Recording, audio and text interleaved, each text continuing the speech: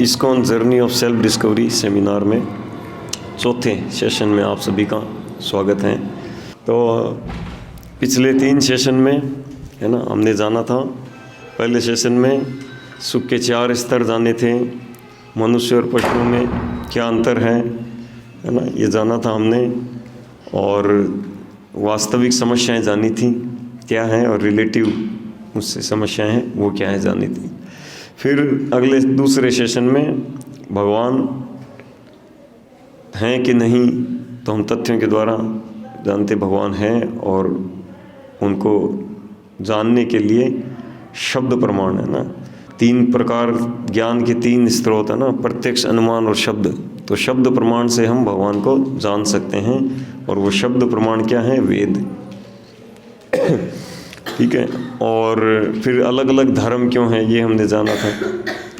और third session में हमने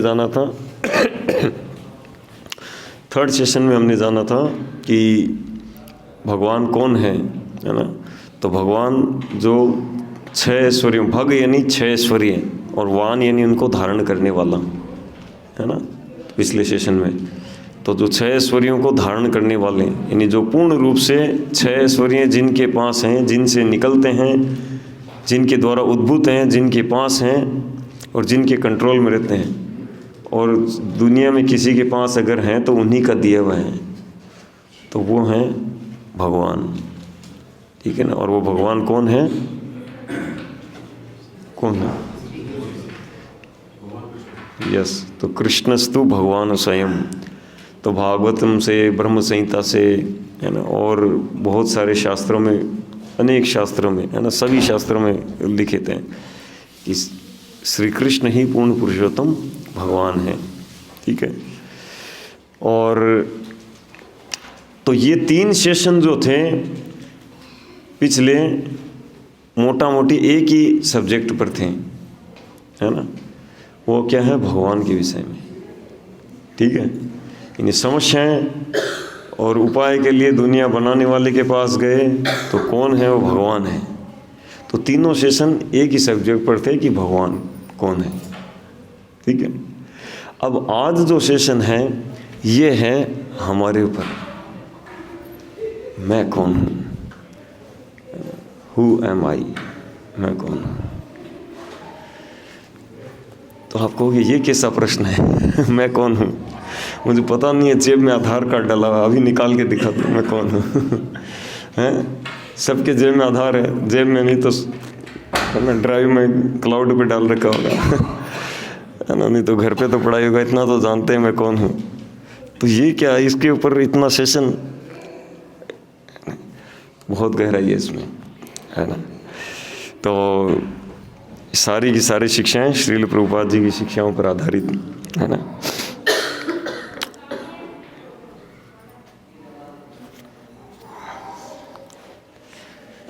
तो एक हम एक्सरसाइज करेंगे पहले।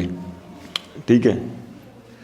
तो आपको मैं बोलूँगा, आप अपने है ना, जैसा बोलूँगा उस तरह से आप करिए। ठीक है। थोड़े से कुछ सेकंड की एक्सरसाइज है। ठीक है ना। तो जैसा मैं बोलूँ वैसा आपको करना है तुरंत। ठीक है। और फटाफट करना है, स्पीड से। ओके। तो कृपया आपने आँखों को छुइए है ना, आँखें, हाँ ये है। आपने फरहेड है ना, ललाट, आपका चेस्ट, आपका बेली यानी स्टमक है ना। प्लीज़ टच योर लेग्स है ना, टच योर शोल्डर्स है ना, touch your hands, touch your self.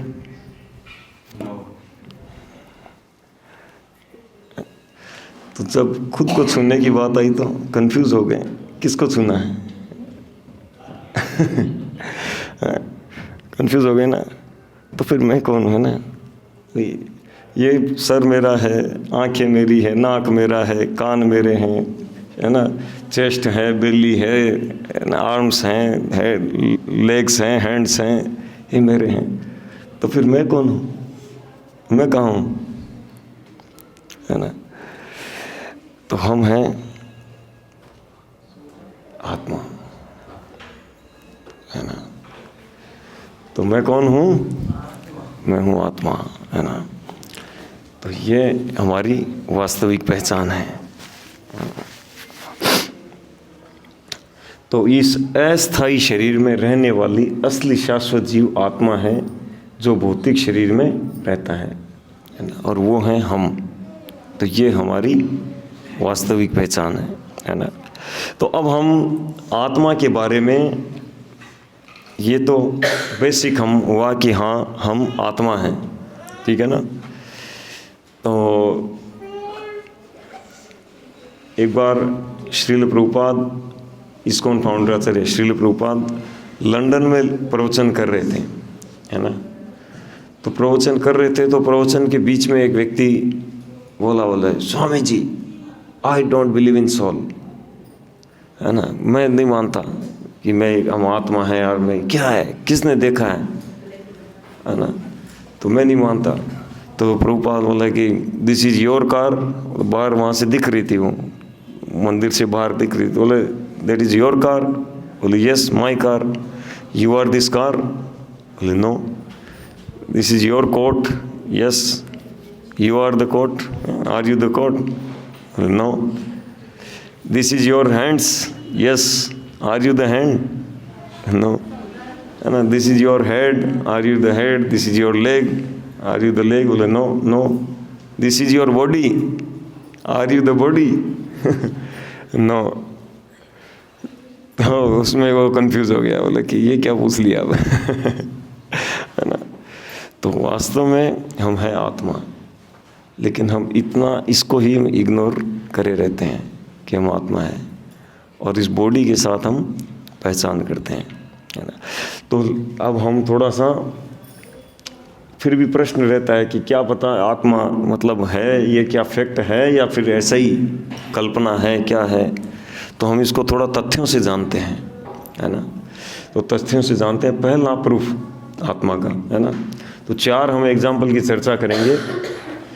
तो पहला है कि जब कोई व्यक्ति शरीर त्याग देता है, तो शरीर त्याग देता है तो हम देखते हैं कि वो शरीर वहीं पड़ा रहता है ना। उस शरीर में सारे एलिमेंट्स हैं, सारे मतलब ऑर्गन्स हैं, लिम्स हैं, लेकिन फिर भी कहते हैं कि नहीं नहीं, तो दादाजी तो सुबह ही चले गए।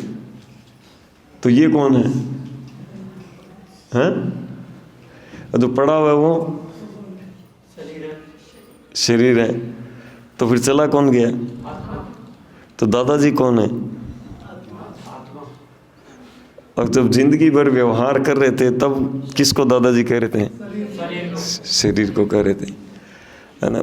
जिसको आप दादाजी कह रहे थे, जिसके साथ खेल रहे थे, जिसके साथ मतलब जो आपको खिला रहे थे, आपका मतलब आपकी बातें जो सुनता था, उत्तर देता था, है ना, वो व्यक्ति तो अभी वही है जिसको आप मानते थे, और जिसको आप मानते नहीं थे वो चला गया, है ना। तो कितना मतलब है। तो सामने हम देखते हैं कि शरीर पड़ा हुआ है, लेकिन वो व्यक्ति चला गया है। इट मीन्स वो व्यक्ति कुछ और है। तो वो व्यक्ति कुछ और है, तो फिर मैं व्यक्ति भी कुछ और हूँ। ये ऐसा है, मरने पर ही वह व्यक्ति अलग अलग होता है ना। उसका शरीर और वो अंदर वाला व्यक्ति अलग होता है। मरने पर ही मतलब वो 2 हिस्सों में होता है। जब जिंदा रहता है तब दोनों एक ही हैं, एक ही तत्व हैं। हाँ बताइए। तो जब हम जीवित रहते हैं तब भी अलग होता है। तो हमारा ये ऊपर का आवरण है, मशीन है। भगवान कहते हैं गीता में, यंत्र आरूढ़ानी माया। ये यंत्र है। यंत्र इंग्लिश में मशीन कहते हैं, हिंदी में यंत्र। तो बोले ये मशीन के अंदर हमको बिठाकर, और हम इस संसार में घूम रहे हैं मशीन के अंदर बैठकर, गाड़ी के अंदर। तो शरीर को गाड़ी, कहीं मशीन, ऐसे करके बताया गया है ना। और जबकि अंदर बैठे आत्मा हम हैं, व्यक्ति। ओरिजिनल जो मसाला है वो अंदर है, वो हम हैं, इम्पोर्टेड आइटम, है ना, और आगे जानेंगे, ठीक है। तो ये पहला प्रूफ है, ठीक है ना, कि शरीर जब व्यक्ति का डेथ होती है तो सब वही रहते हैं, जो पहले था वो सब वही है, लेकिन हम कहते हैं चला गया, कोई चीज़ में डिफरेंस नहीं है ना। तो क्या हुआ था, वो व्यक्ति था आत्मा, है ना, जो चला गया, और अब क्या है, उसकी वो मशीन है, वो डेड लेटी हुई है ना। जैसे कार में से अंदर सवारी ड्राइवर निकल गए, अब कार खड़ी है, अब उसको कहो कि भैया साइड लो, पीछे लो, आगे लो वो हिलेगा अंदर अंदर ड्राइवर नहीं है ना, ड्राइवर सवारी नहीं है ना। तो वैसे ही अब उसमें सवारी निकल कर जा चुकी है, ठीक है। दूसरा प्रूफ है चेतना का, है ना। आत्मा की पहचान चेतना से होती है ना। चेतना का होने का तात्पर्य क्या है, उसमें जागरूकता रहना, वो इच्छा करना, थिंकिंग, फीलिंग, विलिंग, है ना, आशा करना, तो ये चेतना है ना। अब आप किसी मशीन में देखोगे, ये चिंतन करना, अनुभव करना, फीलिंग करना, है ना, कुछ रिएक्ट करना, भावों का आदान प्रदान कोई मशीन कर सकती है? कितना ही मतलब बड़े से मतलब महंगा से महंगा रोबोट बना दिया जापान वालों ने, पर भावों का आदान प्रदान नहीं कर सकता, क्योंकि वो जड़ है, और उसमें जितना चेतन व्यक्ति ने जितना फीड डाला है, उसमें जितना किया है, फीड किया है, उतना ही वो रिएक्ट करता है ना। लेकिन भाव नहीं होता इसमें। उसमें जो बताया गया है कि सेंसर जब ऐसा बोले तब ऐसा करना है, ऐसा बोले तो ऐसा करना है, वही करता है। लेकिन भावों का आदान प्रदान व्यक्ति में होता है, तो वो आत्मा के द्वारा, है ना, और वो चेतना से होता है, और चेतना आत्मा की पहचान है, ठीक है ना। तीसरा है near death experience and out of body experience, है ना। तो 11% to 14% of the average American population who are mentally and physically healthy have had out of body experience, है ना। तो ये अमेरिका का बताया है। अमेरिका में, भारत में कई जगह है ना ऐसे मिलेंगे आउट ऑफ बॉडी एक्सपीरियंस, है ना। कई बार लोग, कई जगह हम घटना आते हैं। हमारे एक दादी जी के कज़न मतलब ऐसे थे, तो उन्होंने खुद बताया कि हाँ, मैं एक बार ऐसा हुआ था उनके साथ, सब मतलब मृत डिक्लेयर हो गए और ले गए उनको, और बाद में बोले वापस ले आए, बोले नहीं नहीं इनका टाइम हो नहीं हुआ, तो वापस ला जा दिया। पूरा बताएं कि मेरे को लेके गए थे ऐसे। तो ऐसे सुना आप लोगों ने भी, है ना। होता है प्राय ऐसा, हर साल कुछ न कुछ घटना सुनने में कहीं न कहीं आ ही जाती है ना। तो 2-4 मिनट के लिए ब्रेन डेड होने से पहले जो एक्सपीरियंस है हार्ट अटैक या उसके केसेस में, हाँ, इसमें ऑलमोस्ट डेड होने वाला है बट ब्रेन अभी एक्टिव था और फिर उसकी जान वापस आ गई, उन लोगों ने एक्सपीरियंस किया। हाँ, हमारे मुरलीपुरा में एक वक्त 5 घंटे, 5 नहीं कोई 7-8 घंटे के बाद में जी गए। मतलब वो कहाँ, आसाम में या कलकत्ता में, कहीं बंगाल में या फिर ऐसा आसाम के अंदर डेथ हो गई थी कोविड से। तो अब उनके कोई मिलिट्री वो मालूम में कोई बड़े ऑफिसर मिलिट्री में थे, परिवार के लोग, तो उन्होंने कहा कि नहीं नहीं, वैसे तो बॉडी देते नहीं थे, वहीं जला देते, वहीं जला क्या फेंकते थे सीधे ऐसे ही खड्डे में। तो बोले नहीं नहीं इसकी बॉडी तो लाना है। तो मिलिट्री के हेलीकॉप्टर में, है ना, ताबूत में डालकर वहाँ से दिल्ली लाए, फिर दिल्ली से बाय कार जयपुर आना था, ये प्लान था।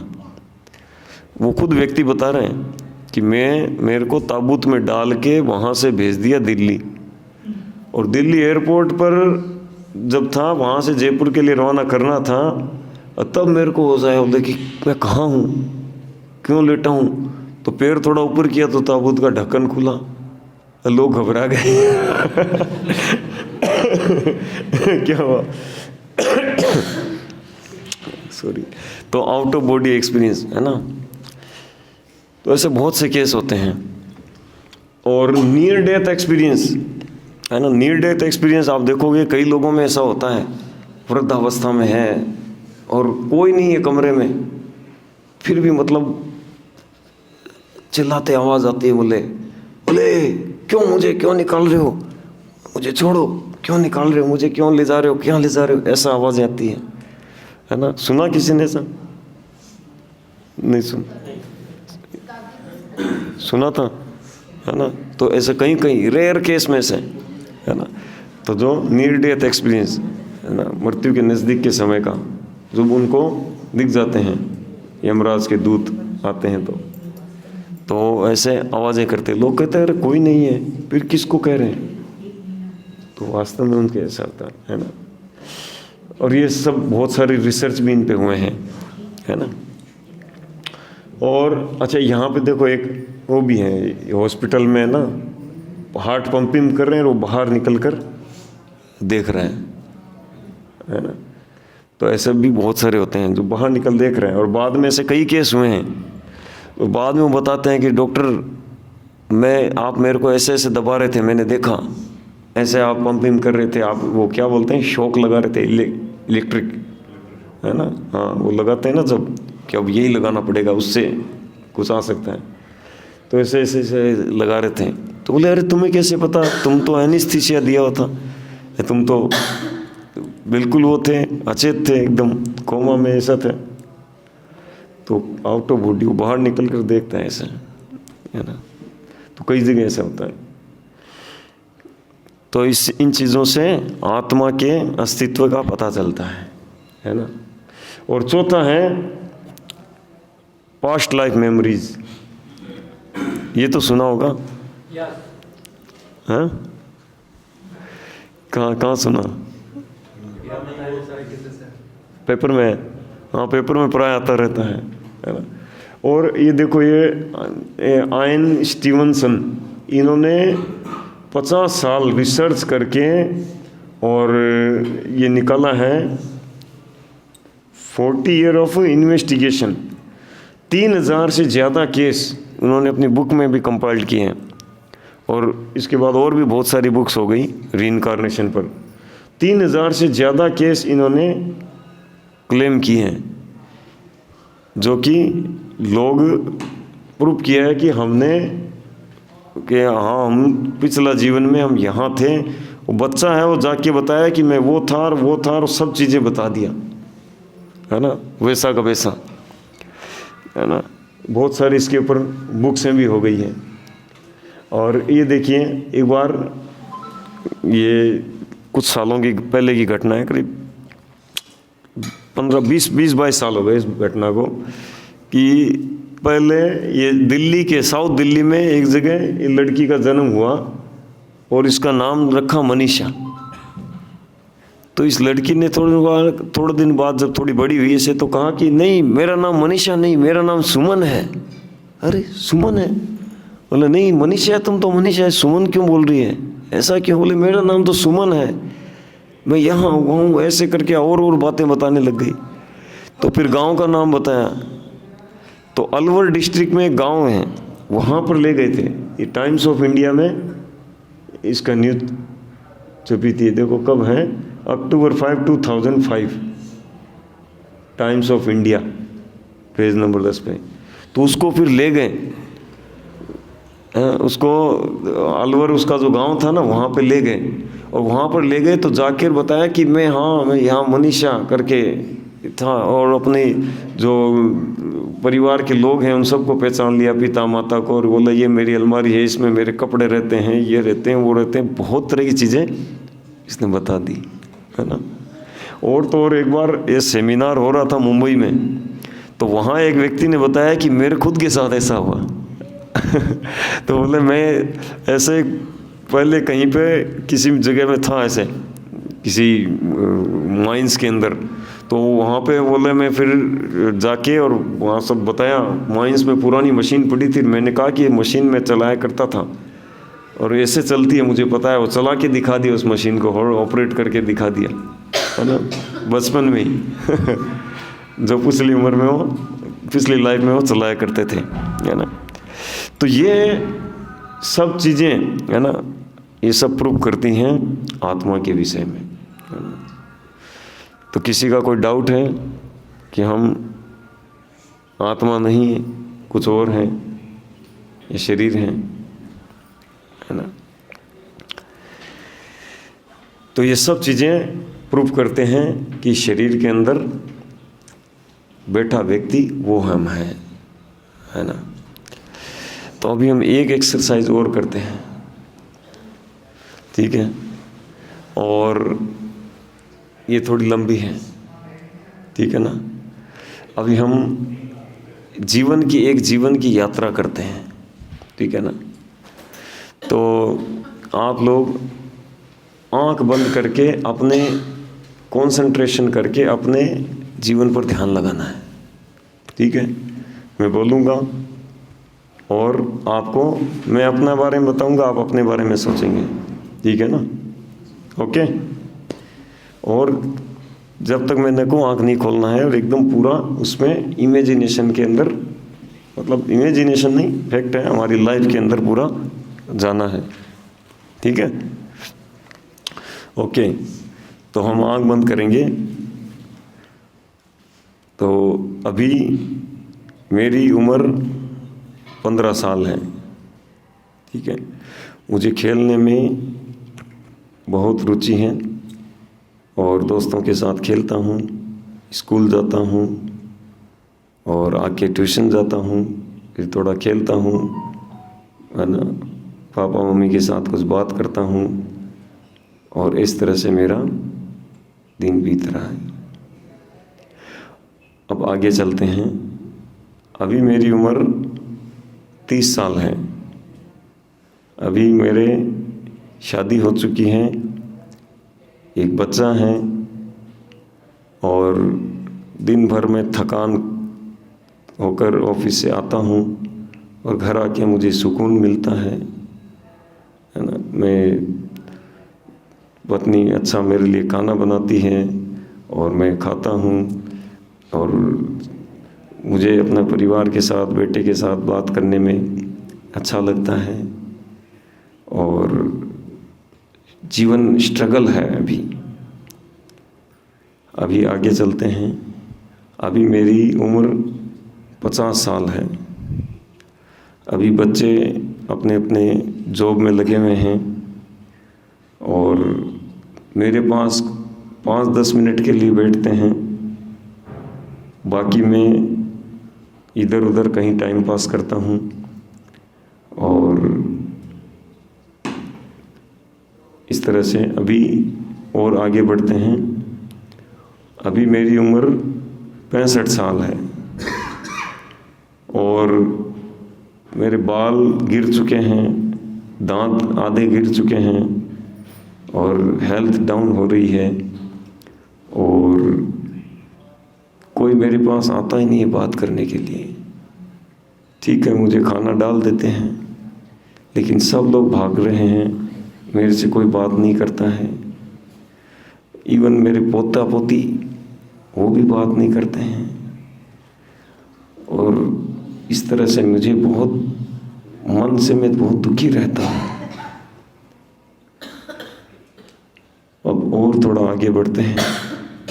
अब मैं देख रहा हूँ कि क्या है, मुझे लिटाया हुआ है मेरा शरीर और सब लोग रो रहे हैं, तैयारी कर रहे हैं, इधर उधर बहुत सारे लोगों को बुला रहे हैं और ये क्या, मुझे लेके जा रहे हैं, मुझे अर्थी पे बांध के ले जा रहे हैं, मुझे लकड़ी पे डाल रहे हैं, मुझे जला रहे हैं, है ना। मेरे को क्या हो रहा है, मेरी कोई सुन क्यों नहीं रहा। मैं सबको बोल रहा हूँ, मेरी सुन क्यों नहीं रहा मेरी बात को। मुझे लकड़ियों में पूरा ढक दिया है, जला रहे हैं, जला दिया है, क्या हो रहा है, मुझे कोई सुन नहीं रहा। अब थोड़ा आगे बढ़ते हैं। अब मैं किसी माता के गर्भ में हूँ और 7 महीने का हूँ और मुझे यहाँ पर बहुत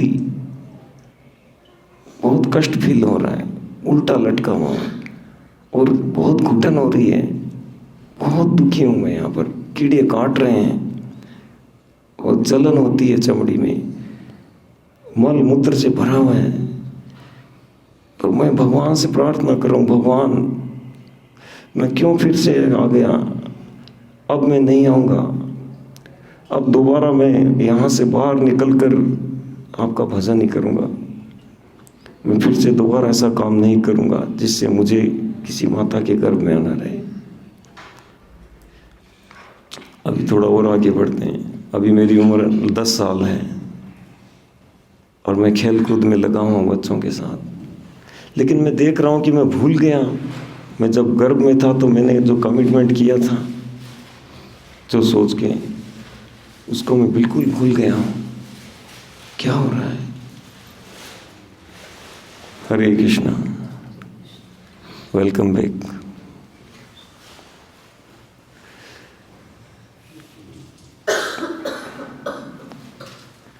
आ जाइए सभी वापस। तो कैसा लगा ये यात्रा करके? हाँ, सच्चाई का सामना, सच का सामना। तो भगवान श्री कृष्ण भगवद गीता में बताते हैं, देहिनोऽस्मिन् यथा देहे कौमारं यौवनं जरा तथा देहांतर प्राप्ति धीरस्तत्र न मुह्यति। जिस प्रकार शरीरधारी आत्मा इस वर्तमान शरीर में बाल्यावस्था से तरुणावस्था में और फिर वृद्धावस्था में निरंतर अग्रसर होता रहता है, उसी प्रकार मृत्यु होने पर आत्मा दूसरे शरीर में चला जाता है। धीर व्यक्ति ऐसे परिवर्तन से मोह को प्राप्त नहीं होता। तो हम प्रत्येक क्षण मर रहे हैं, है ना। साइंटिस्ट भी कहते हैं ना, हम बॉडी बदल रहे हैं, है ना। हमारा शरीर जो है, कोशिकाएं मरती रहती हैं, हर समय नई कोशिकाएं जन्म लेती रहती हैं। तो हर समय हम शरीर को बदलते रहते हैं। आपसे पूछते हैं, देखिए आपका बचपन वाला शरीर कहाँ गया? 5 साल का थे वहाँ, हैं? कहाँ गया?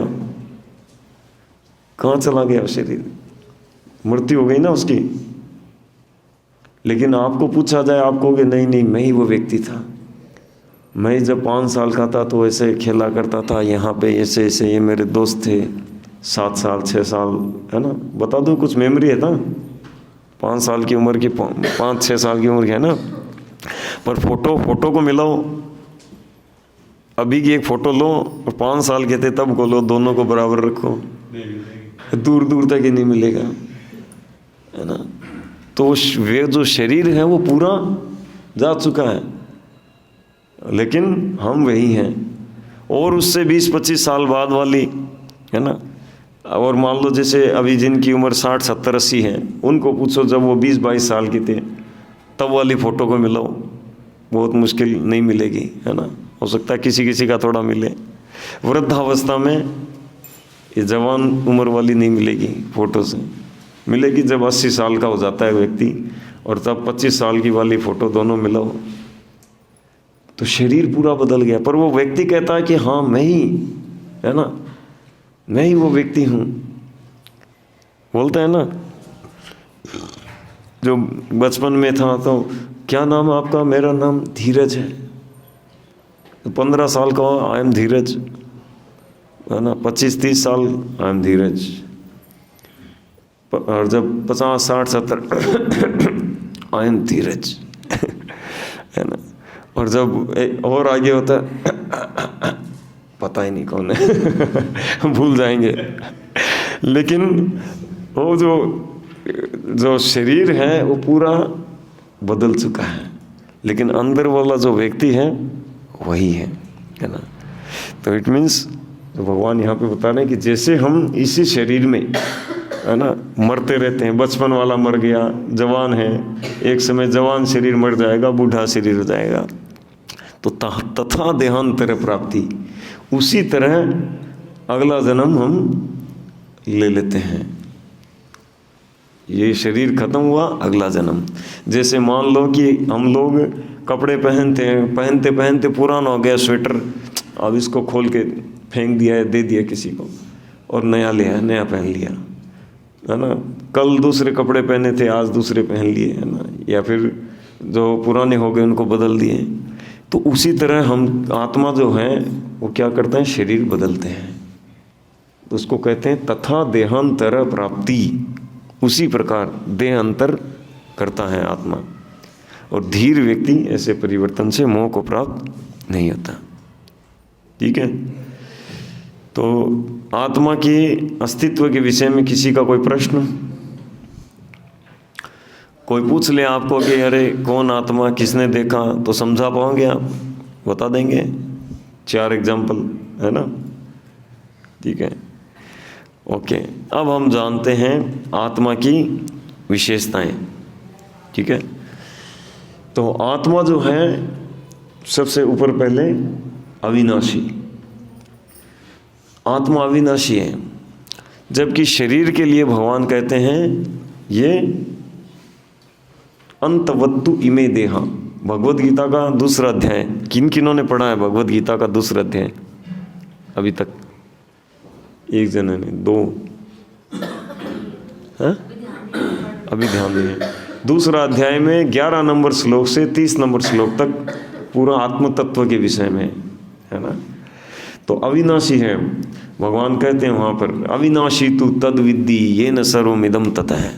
इस शरीर के अंदर रहने वाला जो शरीरी वो अविनाशी है ना। आप देखो, कोई व्यक्ति ऑस्ट्रेलिया में रहता है उसको क्या कहते हैं? ऑस्ट्रेलियन। इंडिया में रहता है उसको इंडियन। अमेरिका में रहता है उसको अमेरिकन। यूरोप में रहता है उसको यूरोपियन। लेकिन कभी ऐसा शब्द सुना कि बॉडी के अंदर रहने वाले को बॉडियन? डिक्शनरी में वर्ड है बॉडियन शब्द नहीं है ना, क्योंकि उन लोगों को शरीर ही सब कुछ है मानते हैं, है ना। लेकिन ये वैदिक भाषा में, संस्कृत में श्लोक है, ये शब्द है देही। क्या शब्द है? देही, है ना। जैसे मतलब शरीर में रहने वाला शरीरी, है ना। तो बॉडी में रहने वाला बॉडियन। तो बॉडियन शब्द तो नहीं है, लेकिन संस्कृत में देही। तो ये देही, और तो देह जो है, देह है मतलब है शरीर, और देही मतलब शरीर में निवास करने वाला व्यक्ति। ठीक है। तो ये जो देही है ये है अविनाशी। ठीक है ना। भगवान कहते हैं नयनम छिंदंती शस्त्राणी नयनम दहती पावक है। इसको किसी शस्त्रों से, आत्मा को किसी शस्त्रों से काटा नहीं जा सकता, अग्नि में जलाया नहीं जा सकता, हवा से सुखाया नहीं जा सकता, पानी से भिगोया नहीं जा सकता, यह आत्मा। दूसरा, आत्मा का एग्जिस्टेंस, है ना। तो एग्जिस्टेंस हमने चर्चा किया, आत्मा का एग्जिस्टेंस चेतना के द्वारा पता चलता है ना। ये आत्मा है तो शरीर में चेतना रहती है, उससे पता चलता है। तीसरा, आत्मा का आकार तथा व्यक्तित्व है ना।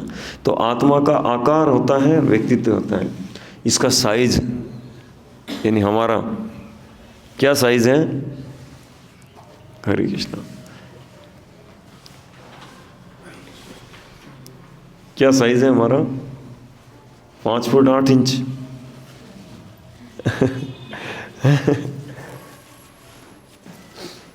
क्या साइज है?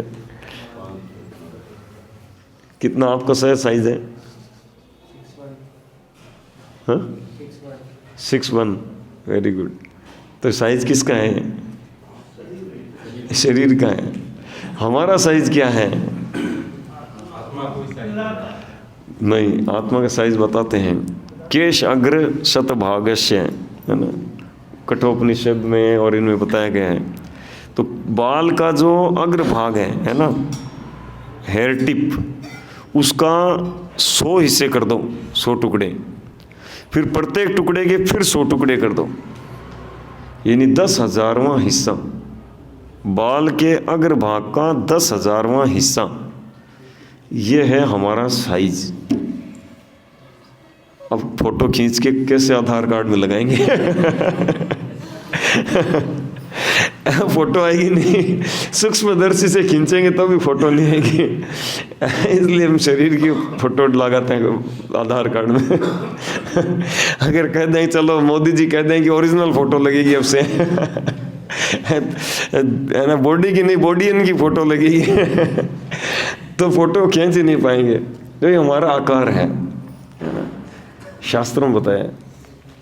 तभी तो आत्मा को देख नहीं पाते हैं ना, इतना छोटा है, परमाणु से भी कई गुना छोटा है।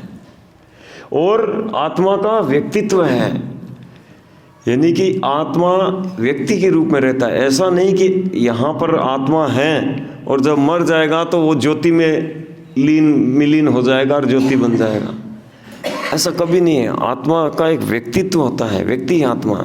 हम सब एक व्यक्ति हैं और हमेशा व्यक्ति के रूप में रहते हैं, है ना। इसकी चर्चा आगे और आएगी, ठीक है। और ये आत्मा शरीर बदलती रहती है।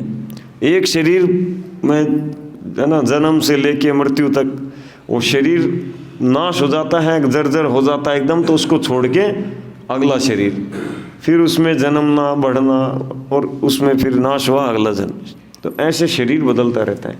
और आत्मा का आकार बाल की नोक का 10,000 सा, तो बताए हैं। और समझ से परे है, इनकंसीवेबल है आत्मा, है ना, इनकंसीवेबल। इसको कोई व्यक्ति ऐसे तर्क के आधार पर नहीं समझ सकता, है ना। शब्द प्रमाण से इसको समझा जाएगा। हमने चर्चा किया था ना, शब्द प्रमाण। तो भगवान को जानने के लिए भी शब्द प्रमाण और आत्मा को जानने के लिए भी शब्द प्रमाण से, है ना। यद्यपि हमने 4 एग्जाम्पल से चर्चा की है, फिर भी शब्द प्रमाण के आधार पर हमको इसको पूरा पूरा स्वीकार करना होगा, ठीक है ना। शब्द प्रमाण यानी वेदों में जो बताया उसके अनुसार, ठीक है। वेदों में बताया हुआ कभी भी असत्य नहीं होता है, कभी कुछ मिथ्या नहीं होता। कोई वेदों में त्रुटि नहीं होती कि वेदों में बताया और उसमें कुछ त्रुटि है, एक भी सिद्धांत में त्रुटि नहीं होती है। और ये आत्मा रहता कहाँ है? हृदय में रहता है ना। पक्का है तो हाँ, हम साइंटिस्ट भी कहते हैं कि जो source of energy in the whole body is the heart, है ना। हृदय से ही पूरा एनर्जी पूरे शरीर में निकलती है। तो फिर कोई कहता है कि अगर किसका हृदय परिवर्तन, क्या ट्रांसप्लांट, हार्ट ट्रांसप्लांट अगर हो गया तो फिर वो आत्मा चेंज हो जाता है, हैं? हैं? नहीं होता है। जैसे मान लो गाड़ी में अगर सीट चेंज कराई है तो गाड़ी का मालिक चेंज थोड़ी हो गया, इंजन नहीं है, सीट चेंज है। हृदय सीट है, आत्मा उस पर बैठा है, ठीक है ना। हार्ट है हमारा, जो हार्ट है वो सीट है आत्मा के बैठने की, ठीक है ना। मेडिकली भी ये बात प्रूफ हो चुकी है कि हार्ट में जो हमारे एक पिन पॉइंट होता है वो ही स्पंदन के लिए करंट को पास करता है। यस। और उसका साइज और आत्मा के साइज को लगभग बराबर माने गए। तो सब दिया हुआ है, इधर ना पढ़कर और पूरा जिंदगी रिसर्च में गंवा देते हैं यूजलेस। और आत्मा शाश्वत है, ज्ञान और आनंद से भरपूर है ना। शाश्वत है, शाश्वत मतलब परमानेंट।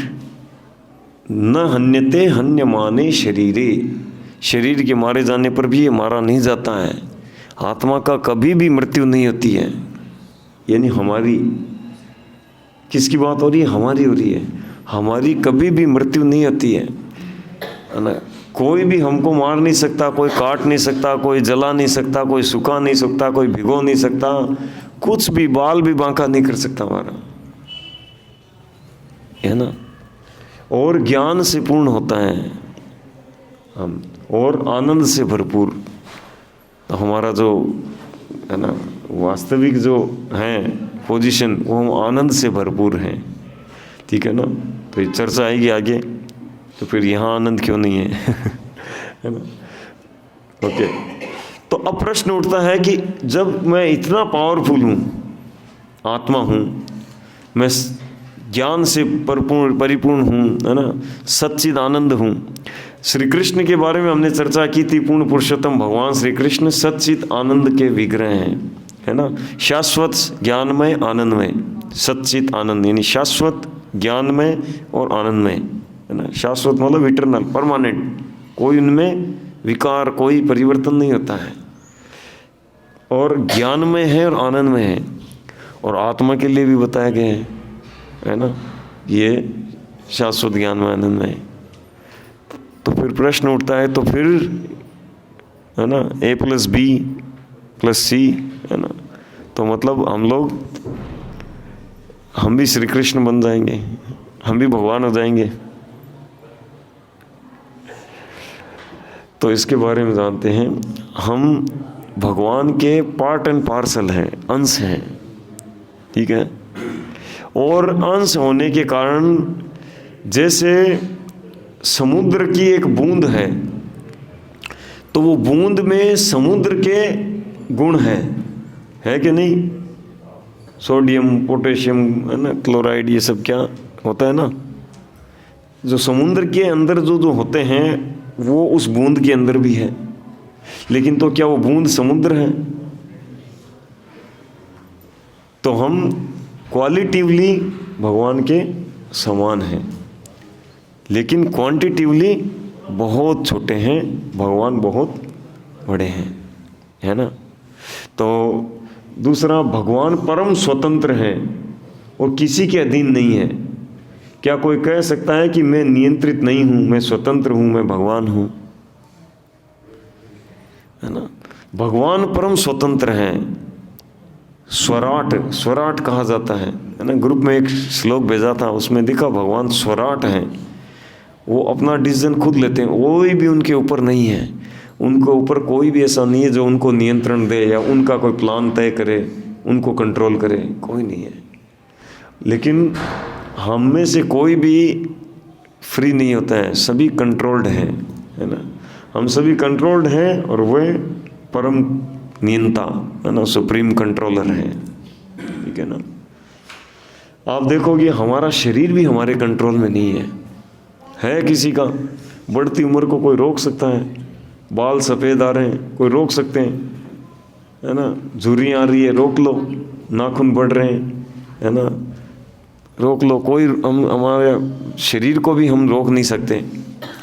एक बार एक व्यक्ति हमारे जुहू मंदिर में आया था, श्रील प्रभुपाद जी को मिला था, बोले कि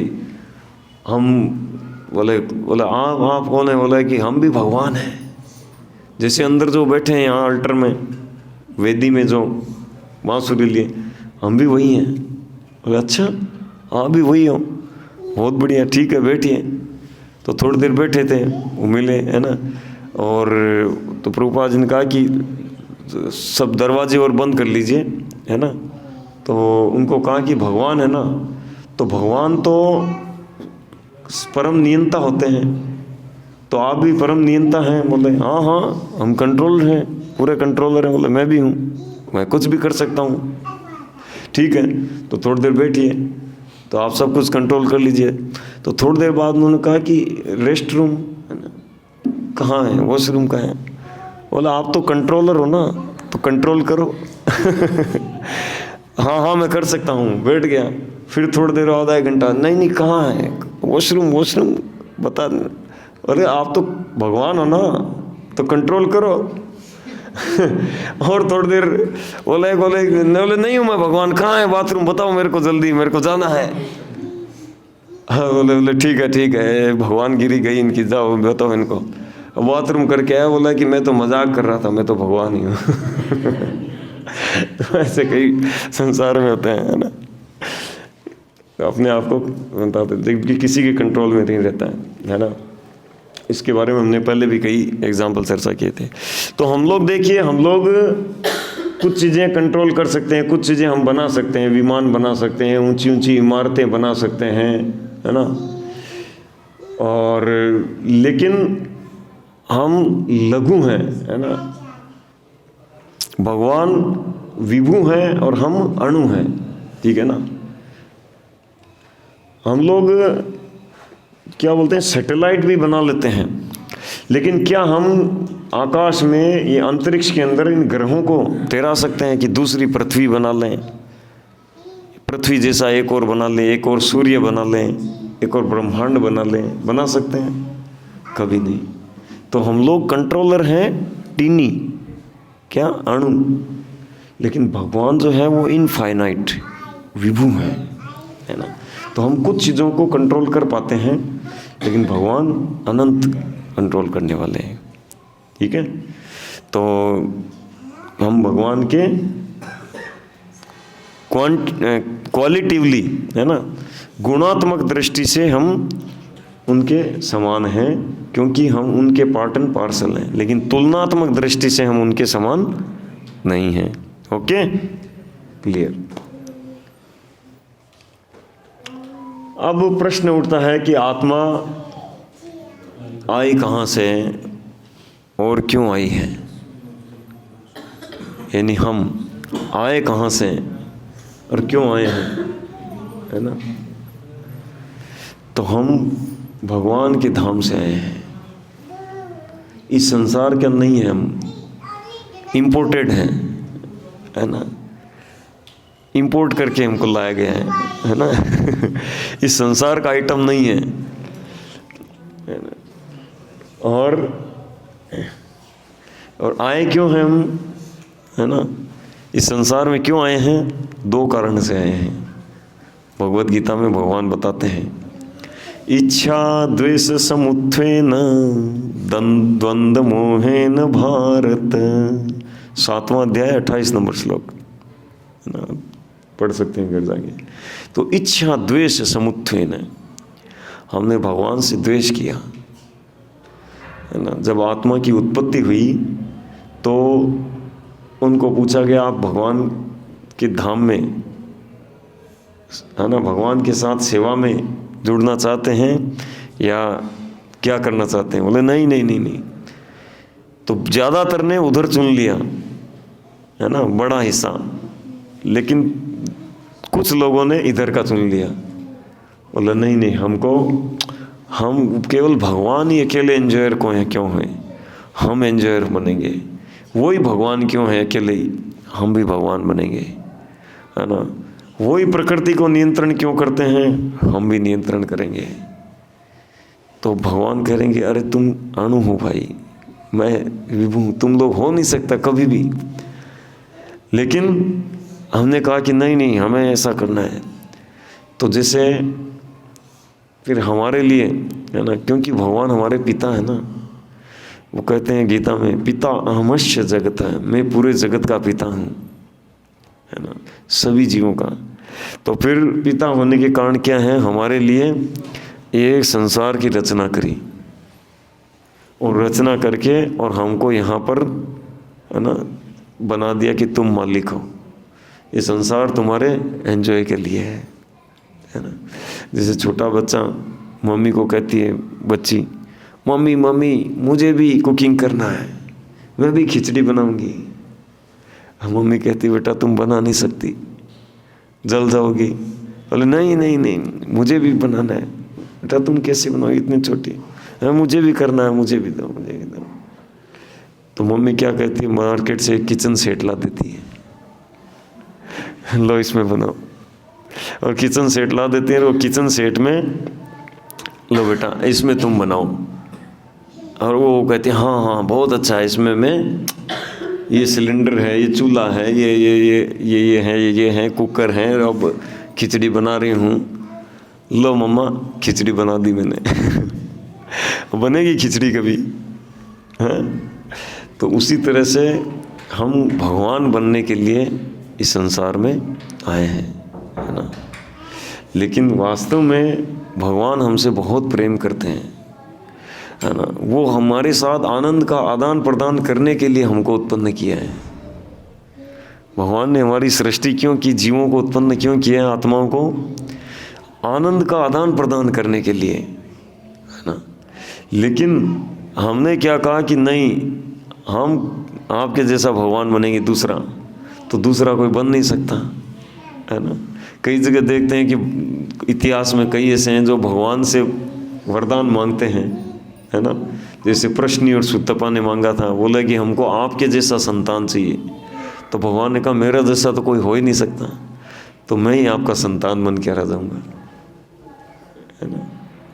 तो ऐसे भगवान जो है ये हमारे साथ प्रेम का आदान प्रदान करने के लिए हमको उत्पन्न किया है। लेकिन हम लोग क्या है कि इच्छा और द्वेष, है ना। इच्छा क्या, इस संसार को भोगने की इच्छा, और द्वेष श्री कृष्ण से द्वेष, है ना। तो जिसके कारण क्या है हम यहाँ पर हैं। लेकिन यहाँ पर भी क्या है, भगवान हमको छोड़ते नहीं है, अकेला नहीं छोड़ा है, सब समय हमारे साथ में रहते हैं। अभी आगे चर्चा आएगी, है ना, कैसे रहते हैं। इस शरीर के अंदर 2 आत्मा रहती हैं। कितने? 2 आत्मा, एक हम रहते हैं और एक भगवान रहते हैं क्षीरोदक्षाई विष्णु परमात्मा रूप में, ठीक है। और हमको सब समय इंतज़ार कर रहे हैं अनादिकाल से। हम कर्मों के अनुसार पाप कर कर किसी निम्न योनि में भी जाते हैं, पशु पक्षी के भी शरीर में जाते हैं, तब भी हमारे साथ में रहते हैं और इंतज़ार कर रहे हैं कि कभी तो मेरी तरफ ये मुंह मोड़ेगा और बस उस समय मैं इसको अपने धाम में ले जाऊंगा, है ना। तो हमारी स्थिति कैसी है, हम लोग बहुत अमीर पिता के पुत्र हैं, है ना, क्योंकि भगवान के अंश है ना, श्री कृष्ण के अंश हैं। और श्री कृष्ण षडैश्वर्य पूर्ण, सारा धन के मालिक वही हैं, हजारों हजारों लक्ष्मियाँ जिनकी सेवा में लगी रहती हैं, सारा ज्ञान उनके पास है, सारा बल उनके पास है। ऐसे पूर्ण पुरुषोत्तम भगवान श्री कृष्ण के हम पुत्र हैं, हम उनके अंश हैं, आत्मा हैं। लेकिन दूसरी फोटो में देखिए हम ऐसे बन गए। कुंभ के मेले में कोई बच्चा बिछड़ गया पिता माता से, तो उसकी जो दुर्दशा होती है वो दुर्दशा हमारी है ना। हम उनसे बिछड़ के और घूमे, यानी दूसरे शब्दों में हम भगवान को भूल कर और संसार में स्वयं भगवान बनने के लिए घूम रहे हैं। और हमारी ये दुर्दशा है, हम इधर उधर धक्के खा रहे हैं, कहीं से कुछ हो रहा है, कहीं कुछ हो रहा है, और अनाथ का जीवन बिता रहे हैं, है ना। We have to revive our eternal relationship with the father God to become truly happy. तो हमको भगवान से अपना जो भूला हुआ संबंध है उसको पुनः स्थापित करना है ना।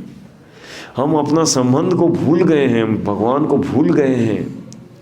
चैतन्य चरितामृत कहते हैं कि भगवान को भूलते ही और दूसरा संसार में भोग वांछा करते ही इस संसार में हमको प्रकृति देवी, है ना, जो कि पिछले वीक में हमने चर्चा किया था ना, दुर्गा माता, दुर्गा माता का यही काम है। जैसे ही देखते हैं जो श्री कृष्ण को भूल गया उसको तुरंत पकड़कर संसार में लगा देगा। अच्छा क्या चाहते हो बेटा? मैं यहाँ मालिक बनना चाहता हूँ, मैं स्वर्ग का राजा इंद्र बनना चाहता हूँ, पृथ्वी का मैं, है ना, संयुक्त राष्ट्र का, अमेरिका का राष्ट्रपति बनना चाहता हूँ, भारत का प्रधानमंत्री बनना चाहता हूँ, कोई बहुत बड़ा मिलीनियर बिलीनियर। हाँ बेटा ठीक है, तुमको बनाते हैं। तो माया देवी, दुर्गा देवी हमको उनमें लगाते रहते हैं, उनका यही ड्यूटी है। और जब देखते हैं कि वो भगवान का स्मरण करेगा तब उनको उधर टर्न, ठीक है ना। तो अब प्रश्न उठता है कि हम लोग इस संसार के नहीं हैं, भगवान के धाम से आए हैं, तो भगवान का धाम नाम की कौन सी चीज हो गई? तो हमने पहले कभी नहीं सुना। तो स्वयं भगवान भगवद गीता में कहते हैं, है ना, भगवद गीता 8वां अध्याय और 20 नंबर श्लोक, परस्तस्मास्तु भावोन्यो व्यक्तो व्यक्तात् सनातन यस सर्वेषु भूतेषु नश्यस्तु न विनश्यति। तो परस्तस्मास्तु भावोन्यो, है ना, ये भगवद गीता का श्लोक है। जिसमें भगवान कहते हैं कि इस संसार से परे मेरा एक दूसरा आध्यात्मिक दिव्य संसार है। यानी इस संसार यानी इस ब्रह्मांड से परे, इस 14 प्लेनेटरी सिस्टम वाला जो ब्रह्मांड है, इस ब्रह्मांड से परे, इस ब्रह्मांड भी अकेला नहीं, करोड़ों ब्रह्मांड है और करोड़ों ब्रह्मांड का मिलकर भौतिक जगत है। इस भौतिक जगत को कहते हैं कि इससे परे मेरा आध्यात्मिक जगत है। तो और वो क्या है? व्यक्तो व्यक्तात् सनातन है, वो सनातन है। इस संसार में प्रलय आती रहती है ना, आंशिक प्रलय, नैमित्तिक प्रलय, पूर्ण प्रलय, कई प्रकार की प्रलय आती रहती है। इस संसार में बार बार प्रलय आती है, फिर सृजन होता है, प्रलय आती है, फिर सृजन होता है ना, अलग अलग रूपों में। पूरे के पूरे प्लेनेट खत्म हो जाता है पूरा ऐसे। लेकिन वहाँ पर कभी भी प्रलय नहीं आती, वहाँ पे कोई बिल्कुल बाल भी बांका नहीं होता वहाँ रहने वालों का। कभी भूकंप नहीं आता, कभी भी वहाँ पे क्या तूफान नहीं आता, कोई भी तरह का जानलेवा कुछ भी आता ही नहीं है, क्योंकि वहाँ जन्म है ही नहीं, तो मृत्यु कहाँ से होगी, है ना। हम लोग इस संसार में अणु रूप में है ना। जैसे कई बार प्रश्न कर लेते हैं कि भी ठीक है हम लोग यहाँ पर हैं, आपने बताया आत्मा का साइज बाल के अग्रभाग के 10,000वां हिस्सा है, तो हम वहाँ पर जाकर व्यक्ति के रूप में कैसे रहेंगे भगवान के धाम में? प्रश्न उठेगा ना भाई, वहाँ जाकर व्यक्ति के रूप में भगवान से आदान प्रदान कैसे करेंगे हम? सेवा का, है ना, प्रेम का आदान प्रदान कैसे करेंगे? तो यहाँ पर जैसे वो आपने सुना होगा कॉम्प्रेस्ड फाइल होती है, जिप फाइल, है ना, और उसको बाद में जब एक्सट्रैक्ट कर देते हैं तो बड़ी हो जाती है ना। जब मेल वेल मंगवाना होता है तो वो बड़ी फाइलों को कॉम्प्रेस्ड करके जिप फाइल के रूप में मंगाते हैं। तो ऐसे हम यहाँ पर इस संसार में जो आत्माएं हैं वो जिप फाइल के रूप में है, कॉम्प्रेस्ड। और जब हम भगवान के धाम में लौट जाएंगे तो हम व्यक्ति के रूप में, इसी तरह से व्यक्ति रूप में और भगवान से वाकायदा फेस टू फेस आदान प्रदान करेंगे। मैं तो समझ रहा था कि वहाँ अशरीरी रहते होंगे, वहाँ सशरीर रहते, वहाँ पे अशरीरी होते होंगे ना? नहीं, वहाँ पर पूरा वाकायदा ऐसे ही शरीर, कोई 2 भुज वाले, कोई 4 भुज वाले। वैकुंठ जगत में सब 4 भुजाओं वाले होते हैं, है ना।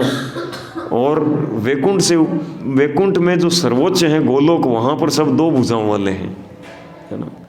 तो वैकुंठ जगत की चर्चा आएगी आगे, तब, है ना, बात करेंगे, ठीक है ना। तो मतलब आध्यात्मिक जगतों में वैकुंठ जगत है, और वैकुंठ जगत में सबसे श्रेष्ठ है गोलोक धाम, जो जहाँ पे श्री कृष्ण स्वयं द्विभुज मुरलीधर श्याम सुंदर रूप में रहते हैं, उसका नाम है गोलोक धाम। गोलोक, हाँ, किसमें? भगवत गीता में है ना। और ब्रह्म संहिता में भी ब्रह्मा जी कहते हैं गोलोक एव निवसत्य अखिलात्म भूत। तो वो गोलोक एव निवसति, वो गोलोक में निवास करते हैं श्री कृष्ण, है ना। गोलोक में भगवान रहते हैं और वहाँ पर सब द्विभुज होते हैं। और वहाँ पर क्या, जो यहाँ वृंदावन में है ना, उसी रूप में सब रहते हैं, ब्रज के उनके गोप बालक, गोप सखाएं, गोपियाँ, है ना, और जो मातृभाव वाली गोप गोपियाँ आदि, वो सब वहाँ पे रहते हैं।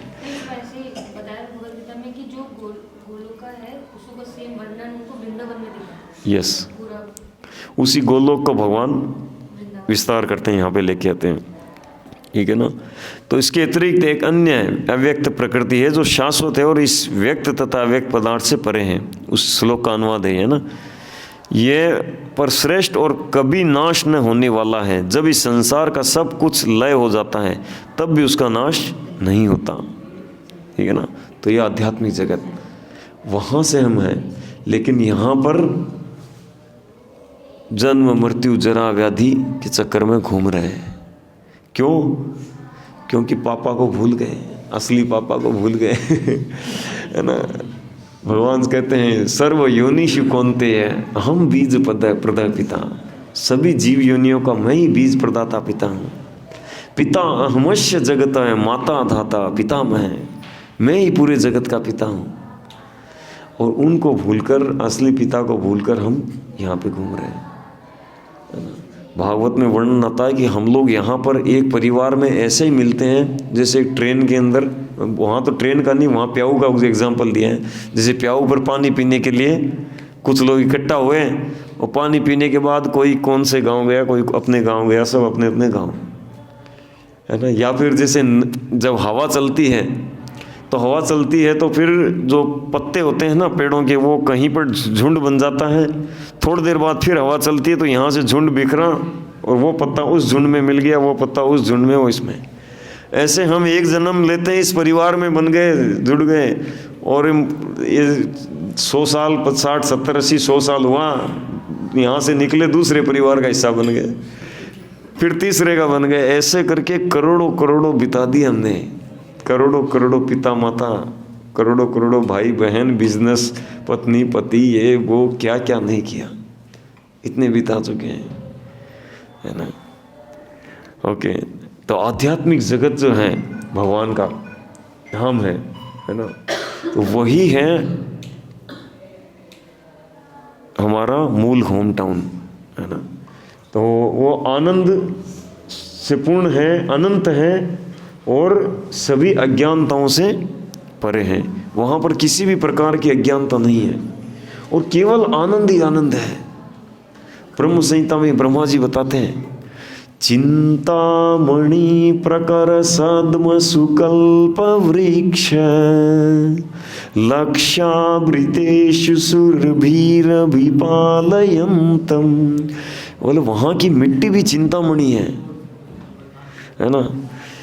वहाँ पर मतलब कुछ चमकने के लिए, वहाँ पर रोशनी के लिए सूर्य की आवश्यकता नहीं पड़ती, मिट्टी चिंतामणि है। और चिंतामणि मतलब वो जो आप चिंतन करोगे वही प्रदान करेगी। मुझे अभी भी यहाँ पे 50 मंजिल की एक बिल्डिंग चाहिए, तुरंत बिल्डिंग बन जाएगी। और सारे वृक्ष कल्प वृक्ष हैं वहाँ पर, जितने भी वृक्ष हैं कल्प वृक्ष, उससे जो भी फल मांगोगे, सब्जी मांगोगे, कुछ भी मांगोगे दे देंगे। ऐसा नहीं कि आम चाहिए तो आम के पेड़ के पास जाना पड़ेगा, जामुन चाहिए तो जामुन के पेड़ के पास जाना पड़ेगा, नहीं। कोई भी फल होगा, वो कोई भी पेड़ होगा, सब तरह के फल दे देगा, सब तरह की सब्जियां दे देगा, है ना। और तैयार कुक, है ना, कुकिंग करा हुआ भी दे देंगे। और ऐसे ही वहाँ पर सुरभि गाय हैं। सुरभि गाय से आप, सुरभि गाय जो होती है वो लाखों लोगों का प्रसाद चाहिए आपको, और पूरा 15 आइटम हम तो बना ही नहीं पाते, और 1 लाख लोगों का अभी तुरंत मिल जाएगा रेडी, है ना। तो कभी कभी गोलोक से सुरभि गाय यहाँ पे भी आती हैं। यहाँ पे भी इतिहास में वर्णन आता है कि कई ऋषि थे, है ना, तो महर्षि जामदग्नि जो परशुराम जी के पिता, उनके पास ये सुरभि गाय थी। हाँ, कामधेनु। तो ये गाय थी, तो उस कामधेनु गाय के पास वो जब सहस्त्रबाहु कार्तिवीर्य राजा आए थे वन में घूम के, तो उनको और उनकी सेना को सबको भूख लगी थी। तो जामदग्नि ऋषि साहब का भोजन करा दिया। और इतना जल्दी, इतना स्वादिष्ट और इतना सारा कैसे बन गया, हम राजा होकर नहीं बना सकते, ये कहाँ से बनाए ऋषि। और कुटिया, कहीं से हलवाई भी नहीं बुलाया, कमोडिटी नहीं खरीदा तो देखा और इनके पास तो ये है ना। तो यहाँ पर भी संसार रहते हैं। तो वरुण लोक में वरुण देव के पास रहती है, देवराज इंद्र के पास रहती हैं, है ना, कामधेनु गायें। तो वहाँ पर असीम असीम कामधेनु गायें हैं। तो ऐसा भगवान का जगत है। किसी भी तरह का कोई दुख क्लेश नहीं है, कोई बूढ़ापा नहीं है, झुर्रियाँ नहीं आती, है ना सफ़ेद बाल नहीं आते, सब जवान रहते हैं, हमेशा यंग रहते हैं, स्वस्थ रहते हैं, कोई बीमारी नहीं है, कभी कोई एंग्जाइटी नहीं है, नो टेंशन। वैकुंठ, कुंठ मीन्स चिंता, और जो चिंता रहित है वो वैकुंठ। तो वहाँ में कोई भी चिंता नहीं रहती है। यहाँ पर क्या चिंता है और चिता है जीवन भर चिंता जलाती है और मरने के बाद चिता जलाती है वहाँ पर कोई नहीं जलाता, आनंद में रहता है एकदम, है ना। और हमारा मूल होम टाउन वही है। कोई पूछ ले कि आपका कहाँ है होम टाउन, गोलोक धाम, वैकुंठ धाम, भगवान का धाम। आगे जानते हैं, देखिए भगवान बताते हैं, न तद्भासयते सूर्यो न शशांको न पावक यद गत्वा न निवर्तन्ते तद्धाम परमं मम। वो मेरा धाम न तो सूर्य या चंद्रमा के द्वारा प्रकाशित होता है और न अग्नि या बिजली से। जो लोग वहाँ पहुँच जाते हैं वे इस भौतिक जगत में फिर से लौटकर नहीं आते। यद गत्वा न निवर्तन्ते, एक बार अगर वहाँ पे चले गए फिर लौटकर यहाँ नहीं आना पड़ता, कभी नहीं आना पड़ता। क्योंकि एक बार भगवान के पास है, भगवान कभी उसको नहीं त्यागेंगे, कभी नहीं भेजेंगे, है ना। भगवान तो इंतज़ार करते हैं, तुम एक कदम तो उठाओ, मैं 10 कदम उठाऊंगा तुम्हारी तरफ, तुम मुड़ो तो सही मेरी तरफ, देखो तो सही, है ना। तो इस तरह से ठीक है। अब चलते हैं हम एक और अगला पार्ट, है ना। तो आत्मा के हम, हाँ बताइए। चीज़ है, एक तो जैसे अद्वैत उसमें विचार में उसमें बोलते हैं अहम ब्रह्मास्मि। हाँ, जब रियलाइजेशन होता है आत्मा को, तो वो खुद को ब्रह्म के साथ जुड़ा हुआ दिखता है। इसको आप कैसे देखते हैं? प्लस दूसरा प्रश्न ये है कि जैसे गोलोक आप बोल रहे हैं, गोलोक में सभी जा नहीं सकते, आध्यात्मिक जगत में आत्माएं कहाँ कहाँ रह सकती हैं? जैसे सारे आत्मा तो गोलोक में नहीं रहेंगे, उनको कभी ऑल्ट करना हो तो कहाँ कहाँ रह सकते हैं? सारी आत्माएं गोलोक में नहीं जा सकती ना। क्यों? सभी आत्मा उस लेवल तक पहुंचेंगे तभी तो गोलोक जा पाएंगे। हाँ, जो जा सकते हैं उनके लिए वहाँ बहुत स्पेस है। नहीं, जो जैसे साधारण आत्मा है, हाँ, उनका आध्यात्मिक उतना उन्नति हुआ नहीं है। सारी आत्माएं एक ही है, किसी भी आत्मा में अंतर नहीं है। किसी चिंटी के शरीर में, कॉकरोच के शरीर में, मनुष्य के शरीर में, हाथी के शरीर में, देवता के शरीर में, सब आत्माएं एक है। ब्रह्मा जी के शरीर में सब आत्माएं एक ही है, भगवान के पार्ट एंड पार्सल अंश। किसी में भी भेद नहीं है कि वो आत्माएं निम्न हैं, वो श्रेष्ठ हैं, ऐसा नहीं है। वो चेतना का अंतर है, चेतना उनकी नीची है, वो विकसित है ना। मनुष्य में विकसित चेतना है, और उसको जब कोई पूर्ण विकसित कर ले तो भगवान के धाम जाने के योग्य हो जाता है ना। चेतना का लेवल अलग अलग होता है। निम्न चेतना वाली जो आत्मा है वो कहाँ रहती है मरने के बाद? हम लोग हाँ, मतलब बताया ना, जो जब तक हम भगवान के धाम नहीं जाते तब तक हमारा देहांतर चलता रहता है।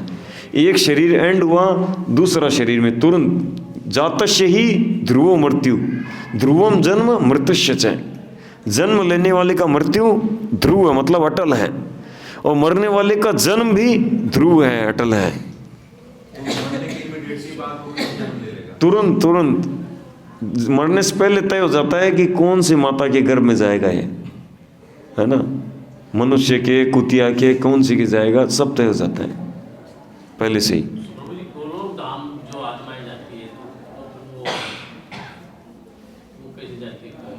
एक मिनट, इनका एक प्रश्न रह गया, ये ना आप याद रखिएगा प्रश्न को। तो इनका एक प्रश्न है कि अहम ब्रह्मास्मि जो अद्वैतवादी कहते हैं, तो अद्वैतवाद का जो ज्ञान है उसमें उनका परम सत्य के विषय में ज्ञान आंशिक है, पूर्ण नहीं है ना। ये हमने चर्चा किया था शायद पिछले सेशन में या उससे पिछले सेशन में, है ना। वदंती तत्तत्व विदस्तत्वम यद ज्ञानम अद्वयम ब्रह्मेति परमात्मेति भगवानेति शब्दते। यानी कि परम सत्य को 3 रूपों में जाना जाता है। निराकार ब्रह्म, अंतर्यामी परमात्मा, है ना, सबके हृदय में रहने वाले, और द्विभुज मुरलीधर श्याम सुंदर श्री कृष्ण, है ना, साकार रूप में श्री कृष्ण या श्री नारायण के रूप में, है ना, श्री विष्णु रूप में उनको जाना जाता है।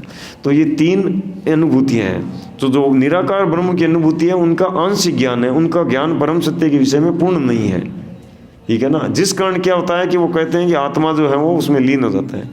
तो आत्मा लीन होता है जब उनको आंशिक ज्ञान होता है, और उसी में वो निराकार ब्रह्म की उपासना करते हैं। तो वो एक समय उस भौतिक संसार से छूटकर और आध्यात्मिक जगत, वैकुंठ जगत के बाहर एक रोशनी होती है जिसको ब्रह्म ज्योति कहते हैं, उसमें लीन हो जाते हैं, ठीक है। लेकिन उस ब्रह्म ज्योति में क्या होता है कि लीन होने के बाद भी उनको संतुष्टि नहीं मिलती, है ना। मान लीजिए आपको किसी कमरे में बंद कर दिया, चलो आपको वहाँ पर कोई दुख कष्ट नहीं था, है ना। जैसे बाहर कोई मार रहा है, कोई बूढ़े हो रहे हैं, जन्म ले रहे हो रहे हैं, वो कोई नहीं, आप हमेशा वैसे ही रहोगे। लेकिन कमरे में बंद है, आप ही हो खाली, दूसरा कोई नहीं रहेगा, तो आप रहना चाहोगे? बोले ये क्या है, अकेला कोई रह जाता है? अरे यार इससे तो वहीं रह लेते। तो ऐसे ही क्या है कि निराकार ब्रह्म ज्योति में जो लीन होते हैं, एक समय बहुत समय रहकर और एक समय फिर से वापस इस संसार में आ जाते हैं। तो भागवतम के 10वें स्कंद के 14वां अध्याय में इसका वर्णन होता है कि आरुह्य कृक्षेण परम पदम ततः पतन्ति यतः। तो ये लोग उस निराकार ब्रह्म ज्योति तक पहुंच जाते हैं, लेकिन फिर आते हैं वापस, क्योंकि भावों का आदान प्रदान नहीं होता है। और हम लोग भावों का आदान, हम लोग चेतन हैं, हम भावों का आदान प्रदान बिना रह नहीं सकते, ठीक है ना। आदान प्रदान करेंगे ही करेंगे। तो और वो आता है भगवान के धाम में, भगवान के साथ होता है वो, है ना। वो भगवान परमात्मा, परम भगवान और हम उनके अंश, उनसे आदान प्रदान होता है, ठीक है ना। Okay, clear. जैसे हमने उदाहरण दिया था ट्रेन का, कि एक जना केवल ट्रेन की लाइट देख कर आया और कहा लाइट ही ट्रेन है, दूसरे ने कहा नहीं नहीं लोहे का आकार वो ट्रेन है, और बाकी लोग पूरा देख कर आए। तो परम धाम और वो गोपालक धाम दोनों अलग अलग है? एक ही है ना। परम धाम, गोलोक धाम, वैकुंठ धाम। गोलोक धाम में तो अभी आपने विवरण दिया कि वहाँ पर जाकर के सब प्रभु के उसमें हो जाते हैं। हाँ। और परम धाम में सभी ईश्वर में विलीन हो जाते हैं। वो जो उस धाम के बाहर जो ज्योति है, अंग कांति है भगवान की, उस अंग कांति के अंदर, मतलब उस निराकार ब्रह्म ज्योति के अंदर लीन हो जाता है। हाँ? लीन होगी तो फिर गोपाल जो लोग हैं, गोलोक वहाँ पर क्या अलग? वहाँ ज्योति नहीं है, वहाँ मतलब गोलोक से ऊपर का है परम धाम? नहीं, गोलोक के बाहर की, जो गोलोक धाम के बाहर की, यानी जो निराकार ब्रह्म उपासक होते हैं वो गोलोक धाम तक या वैकुंठ धाम तक नहीं पहुँच पाते, वो उस ज्योति में ही मर्ज हो जाते हैं, ठीक है ना। लेकिन फिर भी बने रहते हैं और एक समय वापस गिर आते हैं इस संसार में, फिर वापस से आते हैं। हाँ, वहाँ से वापस आते हैं, ठीक है ना। लेकिन गोलोक से नहीं, आप कंफ्यूज हो रहे हो। हाँ, वही तो, गोलोक में और परमलोक में फिर क्या डिफरेंस रहेगा इसमें? ये देखिए, ये असंख्य वैकुंठ जगत है। जो वैकुंठ जगत जो है उनके अंदर भगवान भक्तों के साथ लीलाएं करते हैं। कितने भक्त होते हैं सारे वैकुंठ जगतों में मिलाकर, उतने भक्त हैं। इन असंख्य करोड़ ब्रह्मांडों में जितने लोग हैं, जितने जीवात्माएं हैं, कि जितने मनुष्य नहीं, केवल जितने जीवात्माएं हैं, उससे कई गुना ज़्यादा भगवान के वैकुंठ जगतों में हैं। तो जिसमें कोई असंख्य करोड़ भगवान के साथ श्री राम लीला में पार्टिसिपेट कर रहे हैं, कोई वराहदेव के साथ, कोई विष्णु लक्ष्मी नारायण के साथ, है ना। ऐसे अलग अलग अपने भावों के अनुसार वो भगवान से सेवा का आदान प्रदान कर रहे हैं। और बहुत से लोग श्री कृष्ण के साथ उनके गोलोक धाम में, यानी वैकुंठ जगतों में टॉप मोस्ट है गोलोक, जिसमें श्री कृष्ण स्वयं अपने आदि द्विभुज मुरलीधर श्याम सुंदर रूप में रहते हैं। तो इन भगवान के जो धाम हैं, जो लोक हैं, इनके अंदर जो हैं वो नहीं जा सकते जो निराकार ब्रह्म की उपासना करते हैं, समझ गए। इन धामों में केवल भक्त जा सकता है। इसकी चर्चा अगले सेशन में आएगी, ठीक है ना। ठीक है, क्लियर। अप्रूव जी का एक प्रश्न था, ठीक है, ओके। तो भगवान का धाम है ना, और हम यहाँ पर यानी भगवान के धाम में पहुँचने के बाद फिर भी वापस कहीं भी लौटना नहीं पड़ता, ठीक है ना। और इस संसार के अंदर हम जो हैं उसके बारे में अब चर्चा आएगी, देखो, है ना।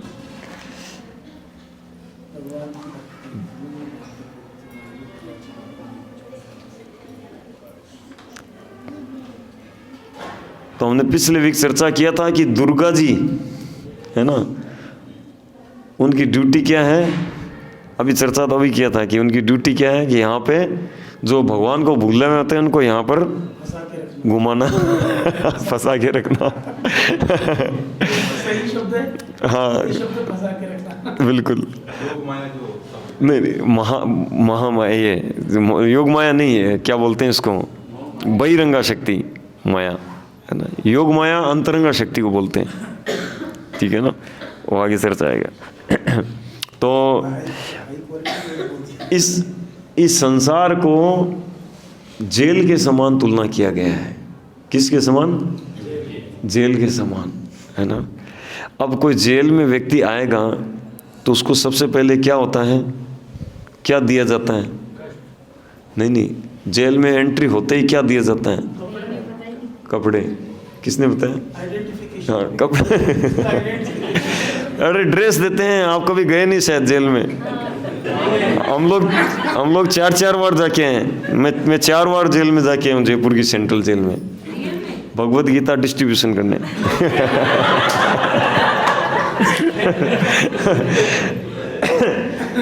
आप क्या सोचे मैं कोई क्राइम करके गया?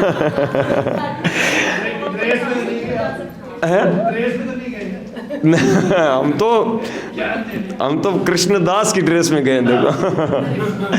लेकिन हम देखा वहाँ पे कुर्ता पजामा ड्रेस देते हैं, है ना। सबको एक सफ़ेद कुर्ता पजामा ये ड्रेस देते हैं, है ना। ये कुर्ता होता है यहाँ तक का, पजामा होता है। हाँ, और पूरा जेल में एकदम गांव जैसा बसा हुआ है। 3000 कैदी हैं, तो 3000 कैदी रह रहे हैं, तो वहाँ पे सब कुछ एक्टिविटियाँ हो रही है।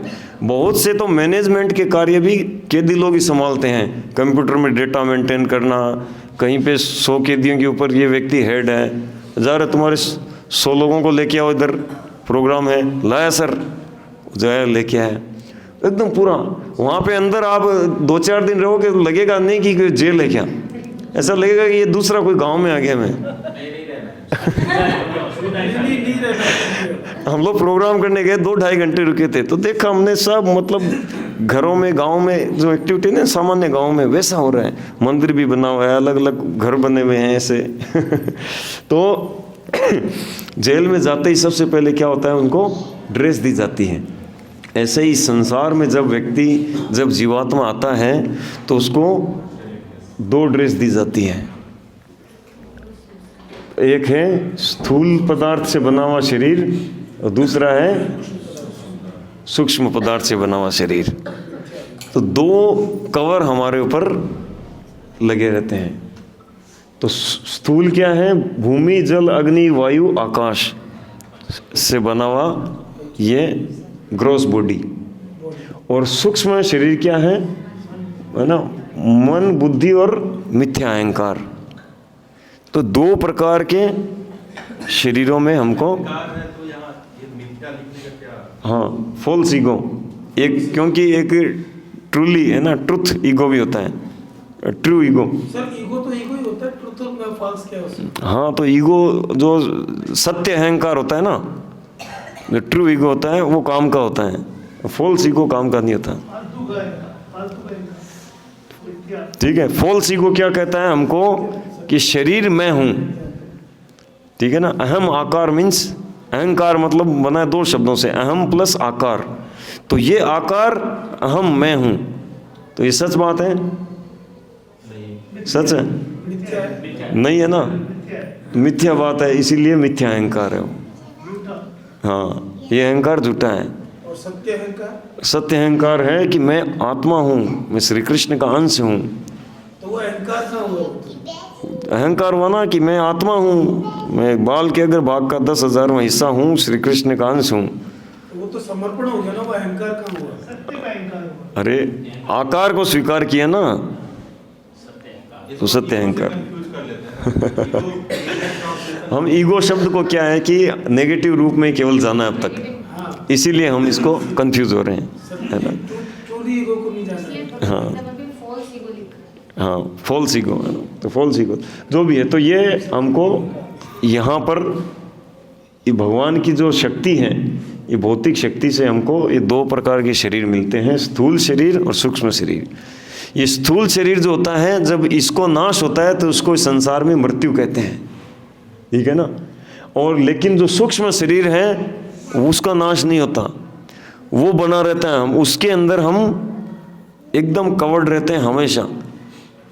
उसके सहित हमको यमदूत निकाल कर ले जाते हैं और दूसरे शरीर में डालते हैं। तो वो जो इस शरीर में जो सूक्ष्म शरीर है, मन है, बुद्धि है, मिथ्या अहंकार, ये समझ लो मेनली मन की बात करें, जो मन इस शरीर में वही अगले शरीर में जाएगा, वही अगले में, वही आगे। अचेतन मन या अचेतन मन, वो है जो भी है, अभी मन की बात हो रही है, तो मन जो है हमारा वही रहता है, बुद्धि वही रहती है। तो सूक्ष्म शरीर मतलब ये वही रहता है। पिछले जन्म में जो था वही अभी है, उससे पिछले जन्म, जब से इस संसार में हम आए तब से जो सूक्ष्म शरीर है वही है, ये नहीं बदला। और स्थूल शरीर को हम छोड़ते हैं और उसको मृत्यु कहते हैं, और दूसरी जगह जाके हमारे सूक्ष्म शरीर सहित आत्मा को माता के गर्भ में डाल दिया जाता है, और वहाँ से दूसरा ग्रोस बॉडी है ना डेवलप होती है। ओके। और दूसरी बात, जब हम इस संसार से निकलकर भगवान के धाम आध्यात्मिक जगत में जाते हैं तो वहाँ पर क्या होता है कि हमको आध्यात्मिक शरीर रहता है। जो आत्मा है वही शरीर है, अंतर नहीं होता है, दोनों एक ही होते हैं। अभी क्या होता है, आत्मा अलग है, सूक्ष्म शरीर अलग है, स्थूल शरीर अलग है, तीन अलग अलग हैं। लेकिन वहाँ पर जो आत्मा है वही शरीर है, और वो रहता है सच्चित आनंद है, आध्यात्मिक शरीर। ठीक है। लेकिन इस संसार में क्या है, इन चीज़ों से हम, तो अब देखिए इसमें सबसे जो मेन थिंग है, जो मुख्य चीज़ है, वो है मन। जो सूक्ष्म शरीर का जो मन है, जिससे सूक्ष्म शरीर बना है, वो मुख्य चीज़ है। इस मन को हमको जानना ज़रूरी है ना। तो मन को जानने के लिए हम जानते हैं कि मन जो है हमारा, ये स्टोर हाउस है, नहीं हार्ड डिस्क है हार्ड डिस्क है SSD, हाँ SSD, अभी हार्ड डिस्क फैशन आउट हो गया, SSD आ गया है ना, सॉलिड स्टेट ड्राइव। तो ये ऐसा स्टोर हाउस है जिसमें हमारे अनेकों प्लान्स कैरी करता रहता है, और इस जन्म के नहीं, जन्मों जन्मों के प्लान्स इस मन के अंदर हमारे चलते रहते हैं, है ना। और जैसे स्टोर रूम में क्या होता है, कुछ चीज़ें काम की होती हैं, कुछ चीज़ें यूजलेस, ऐसे ही हमारे इस स्टोर हाउस रूपी मन के अंदर कुछ चीज़ें काम की होती हैं और अधिकांश यूजलेस हैं। सर ये इसमें जो लिखा है ना, अनफुलफिल्ड डिजायर्स, हाँ अनफुलफिल्ड डिजायर, ये दूसरे शरीर में जब आपको अपना जो आत्मा ट्रांसफर होती है तो ये अनफुलफिल्ड डिजायर्स भी ट्रांसफर हो जाती है। यस, उन अनफुलफिल्ड डिजायर्स को ही पूरा करने के लिए शरीर मिलता है, डिजायर्स के पीछे ही शरीर मिलता है। भगवान कहते हैं मन एव मनुष्य नाम, है ना, कारणम बंधन मोक्षये। मन ही मनुष्य का बंधन का कारण है और मन ही मनुष्य का मुक्ति का कारण है। ये मन ही है मुख्य चीज़, है ना, ठीक है ना। और उसके बारे में बहुत मतलब पूरा सिद्धांत है। भगवद गीता 8वें अध्याय में भगवान कहते हैं मृत्यु के समय मन में जो भाव रहता है उसी के अनुरूप अगला जन्म मिलता है, ठीक है ना। तो ये है। दूसरा, ये मन क्या करता है कि इन इंद्रियों को सहायता से अपने उन डिजायर्स को, उन एक्सपीरियंस को उनको करता है। मन के 3 कार्य हैं, है ना। क्या क्या हैं? थिंकिंग, फीलिंग और विलिंग। चिंतन करना, अनुभव करना, इच्छा करना, ये 3 कार्य मन के। और इन कार्यों को क्या मन करता है, और फिर जब उसकी इच्छा होती है, उन इच्छाओं को पूरा करने के लिए क्या करता है, वो इंद्रियों की सहायता लेता है। आँख के द्वारा देखता है कि कहाँ कौन से रेस्टोरेंट में अच्छा रसगुल्ला मिल रहा है, हाँ बीकानेर वाला फेमस, है ना। फिर मन में आता है, फिर जीवा में आ जाता है, हाँ, तो फीलिंग आ जाती है कि हाँ पिछली बार खाया था, क्या टेस्टी था, वाह, अब तो चलना ही पड़ेगा। फिर क्या करता है, अपने शरीर को हुक्म देता है कि चलो जी चलो बीकानेर वाला कहाँ पे है, इस रोड पे, वहाँ पर है, लेके चलो, वहाँ से खरीदेंगे, खाएंगे, जो पैसा लगे, लोन लेना पड़े है ना। तो ये हमारे को इंद्रियों को साथ में लगाकर और इस संसार में हमको लगाता है। भगवान से भूलकर मन इंद्रियों की सहायता से संसार की चीज़ों में हमको लगाता है। दूसरे शब्दों में मन जो होता है, ये जो हमारी इंद्रियां जो है, ये 5 सीसीटीवी कैमरा के समान है। क्या है? 5 सीसीटीवी कैमरे के समान है। और इन कैमरों से क्या होता है, रिकॉर्ड करता रहता है, आँख से दृश्य रिकॉर्ड करता रहता है। ये देखा, वाह सो ब्यूटीफुल, वाह सो हैंडसम, है ना। नाक से, है ना, संसार की गंध, है ना, जीवा से ये टेस्ट करना है, वो टेस्ट करना है, कान से ये शब्द सुनना है, वो शब्द सुनना है, वाह क्या बॉलीवुड सॉन्ग आया है। और त्वचा से स्पर्श का, तो इसके द्वारा क्या करता है कि मन जो है वो एक्सेप्ट करता रहता है, मतलब अंदर रिकॉर्डिंग करता रहता है कि स्पर्श किया था, क्या अनुभव हुआ, है ना, वो शब्द सुने थे, कितने मधुर शब्द है, बात करके क्या लगा, है ना। कल हम एक क्लास में थे तो महाराज आए, वो एग्जाम्पल दे रहे थे कि शादी से पहले लड़का बोलता है, लड़की सुनती है और शादी के बाद लड़की बोलती है, लड़का सुनता है और उसके बाद में, है ना, उसका क्या बोलते हैं, लड़का लड़की दोनों बोलते हैं, जज साहब सुनते हैं पड़ोसी, हाँ पड़ोसी सुनते हैं और फिर जज साहब सुनते हैं। तो हम ऐसे मन के अलग अलग इंद्रियों के द्वारा रिकॉर्डिंग करते रहते हैं, है ना। तो ये मन का मैकेनिज्म है ना। और इस मन के भी एक गुड न्यूज़ है यहाँ पर हमारे लिए। ये मन जो होता है, अब मतलब हमारे कंट्रोल से बाहर होता है, लेकिन इस मन के ऊपर बुद्धि होती है जो इस मन को कंट्रोल कर सकती है कुछ कंडीशन में, ठीक है ना। तो बुद्धि जो होते हैं उसका कार्य निर्णय करना, है ना, निर्माता, निर्णय निर्माता, है ना, डिसीजन लेना, डिसीजन मेकर। बुद्धि का मुख्य कार्य डिसीजन लेना, विचार करके डिसीजन लेना। मन को जैसे ही कुछ कंफ्यूजन होता है, बुद्धि के पास जाता है, अरे ऐसा करूं या ऐसा करूं, क्या करूं, रावत पे जाऊं या कानजी पे जाऊं रावत अच्छा है डिसीजन मेकर, है ना, ऐसे। और आगे देखिए, ये पूरे शरीर का स्ट्रक्चर बताया गया है कि पूरा शरीर का जो स्ट्रक्चर है वो कैसा है। ये रथ के समान इसको बताया गया है ना।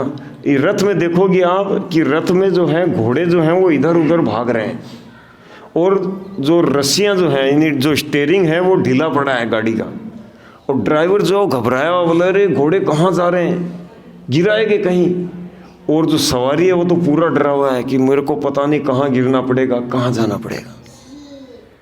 तो ये क्या है, ये इंद्रियां जो हैं वो, ये घोड़े जो हैं वो इंद्रियों के साथ तुलना की गई है, इंद्रियों के समान है। आँख, कान, नाक, जीवा, त्वचा। हमारे शरीर में 5 ज्ञानेंद्रियां होती हैं। कितनी? 5। आँख, कान, नाक, जीवा और त्वचा। तो इन 5 से क्या है, 5 तरह के ज्ञान लेते हैं। आँख से रूप का ज्ञान लेते हैं कि ये रूप अच्छा है, ये रूप सही नहीं है।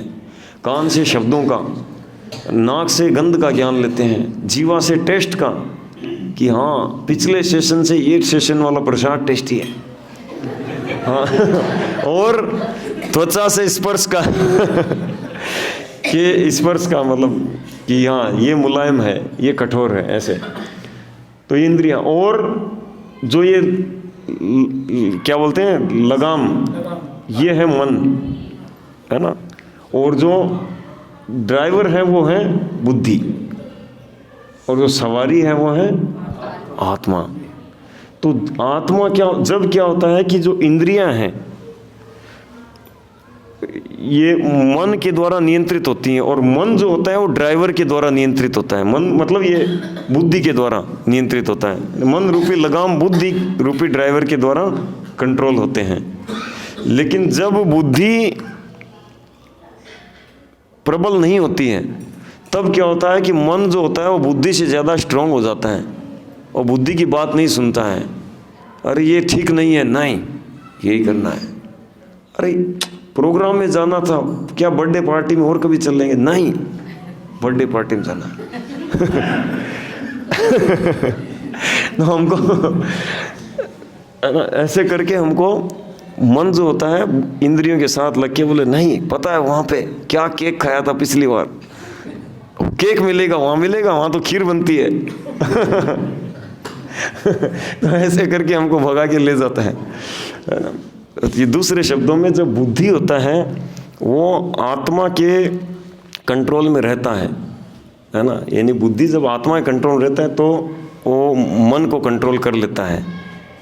बुद्धि तब क्या होता है, स्ट्रोंग होता है, ठीक है ना। उसका आगे आएगा चर्चा, है ना। आत्मा के कंट्रोल में कब रहता है, जब बुद्धि को स्पिरिचुअल डोज मिलती है। विवेक कहते हैं, बहुत अच्छा प्रश्न है प्रभु जी का। विवेक कहते हैं कि जब आत्मा के पास बुद्धि जाता है कि क्या करूं क्या ना करूं, तब क्या होता है कि आत्मा के साथ में परमात्मा रूप में भगवान रहते हैं रथ पे।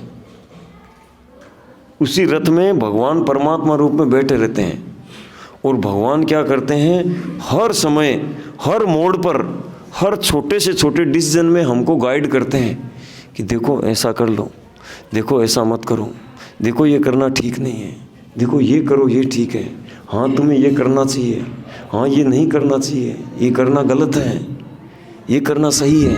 गाइड करते हैं ऐसे।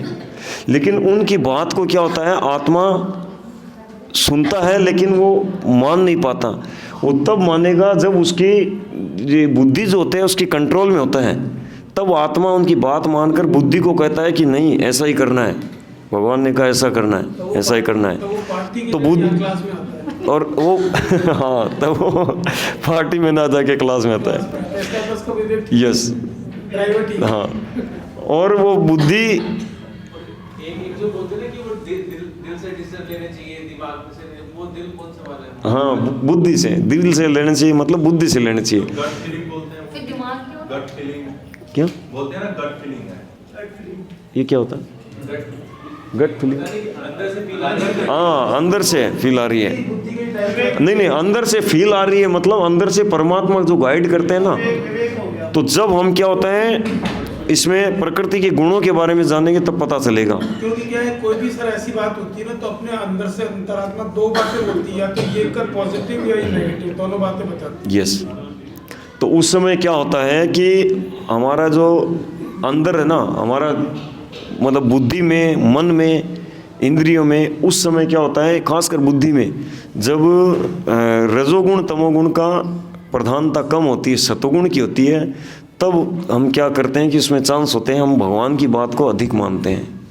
और जब रजोगुण प्रधानता है, तमोगुणी प्रधानता होती है, तब क्या होता है भगवान बोलते रहते हैं, हम उनकी बात को मानते नहीं हैं। उन्होंने बोला ना कि दिल से सोच रहे हैं बुद्धि से, तो आपने कहा वो दिल वाले ही बुद्धि होते हैं। हाँ, वो जो संसार में जो लोग बोलते हैं उसका बताऊँ कि वो बुद्धि से, यानी दिल से या दिमाग से, है ना, यानी कि मन से या बुद्धि से, वो है। तो मन से बस मन में आया कुछ भी किया वो, और बुद्धि से विचार करके कि ये ठीक है कि नहीं है, विचार करके पहले। लेकिन हाँ, लेकिन विचार करने के बावजूद भी व्यक्ति कंफ्यूज रहता है कि ठीक है ये तो ठीक है कि ये करूं या ये करूं। ये बुद्धि डिसीजन दे सकती है। बुद्धि के आगे मन प्रपोजल रखता है कि ये दो कार्य हैं, ये करूं या ये करूं। लेकिन उससे ऊपर विवेक होता है, यानी कि भगवान की आवाज़ को सुनना कि ये दोनों ही करूं या न करूं, ये दोनों ही ठीक नहीं है, इससे परे दूसरा कार्य वो करूं। नहीं तो फिर वो मानता किसकी है, फिर वो जो चीज जो रसो जब बुद्धि को शास्त्र चक्षु की धार, मतलब शास्त्र ज्ञान विचार करते हैं बुद्धि से हम भगवान की कथा, भगवान के गुणगान और शास्त्रों के मतलब जो सिद्धांत है, ठीक है ना, उनको विचार करते हैं। और शास्त्र चक्षु से जब हम विचार करते हैं तब क्या होता है कि हम समझ में आता है कि मुझे क्या करना चाहिए, और बुद्धि क्या होती है तब स्ट्रोंग होती है ना। दूसरे शब्दों में जब उसको सच्चिदानंद डोज मिलती है बुद्धि को, तब क्या होता है बुद्धि मजबूत होती है। और मन जो है उसको बदमाश बच्चे के साथ किया है, तब बदमाश बच्चा आया और मम्मी स्ट्रोंग है कि हाँ मुझे पता है कहाँ गड़बड़ कर रहा है, तो पकड़ लेगी, ना ऐसा नहीं ऐसा कर, समझे। और जब मम्मी है वो खुद कंफ्यूज है तो बच्चा आएगा, मम्मा बतासी खा लूँगा, खा लो, बीमार पड़ गया, समझे। लेकिन मम्मी को पता ही नहीं क्या करना देना है क्या नहीं करने देना है, तो सही है। तो ऐसे ही बुद्धि जो होती है वो स्ट्रोंग होती है जब उसको बुद्धि को शास्त्र ज्ञान की खुराक दी जाती है, तब विवेक काम करेगा। बुद्धि जब आध्यात्मिकता में लगी रहती है तब क्या होता है कि वो स्ट्रोंग होती है, और तब आत्मा बुद्धि की सहायता से मन को कंट्रोल करता है। ओके। और जब बुद्धि स्पिरिचुअल नॉलेज नहीं होता है, उसको विचार नहीं करते हैं, तब बुद्धि कमज़ोर होती है। और तब क्या होता है, आत्मा क्या बोलेगा बुद्धि को, मन आके कहता है कि ये बुद्धि ऐसा करना है, चलो स्टीयरिंग इधर घुमाओ, चलो, यस, ठीक है, ओके। तो ये शरीर जो है रथ के समान इस तरह से, ओके। तो ये मनुष्य जीवन जो है बनाया किस लिए गया है, शुद्धिकरण के लिए, है ना। ये जैसे ये रथ जो है, कई प्रकार के रथ हमको, कई प्रकार की गाड़ी हमको मिलती है ना, कुकर सुकर वाली, है ना, ये वाली वो वाली, लेकिन इसमें जो मनुष्य रूपी जो गाड़ी है ये सबसे कीमती है, क्योंकि इस मनुष्य रूपी गाड़ी से हम क्या करते हैं, अपना जो एग्जिस्टेंस है उसको शुद्ध कर सकते हैं। वो जो सूक्ष्म शरीर, वो मन जो जन्मों जन्मों से भोग की इच्छाएं, है ना, प्लान कैरी करके लाए, तरह तरह की यूजलेस डिज़ायर्स को अंदर स्टोर कर रखा है, उन डिज़ायर्स को अनहिलेट करने के लिए, उनको पूरा क्लीन करने के लिए मनुष्य शरीर मिला है, ठीक है ना।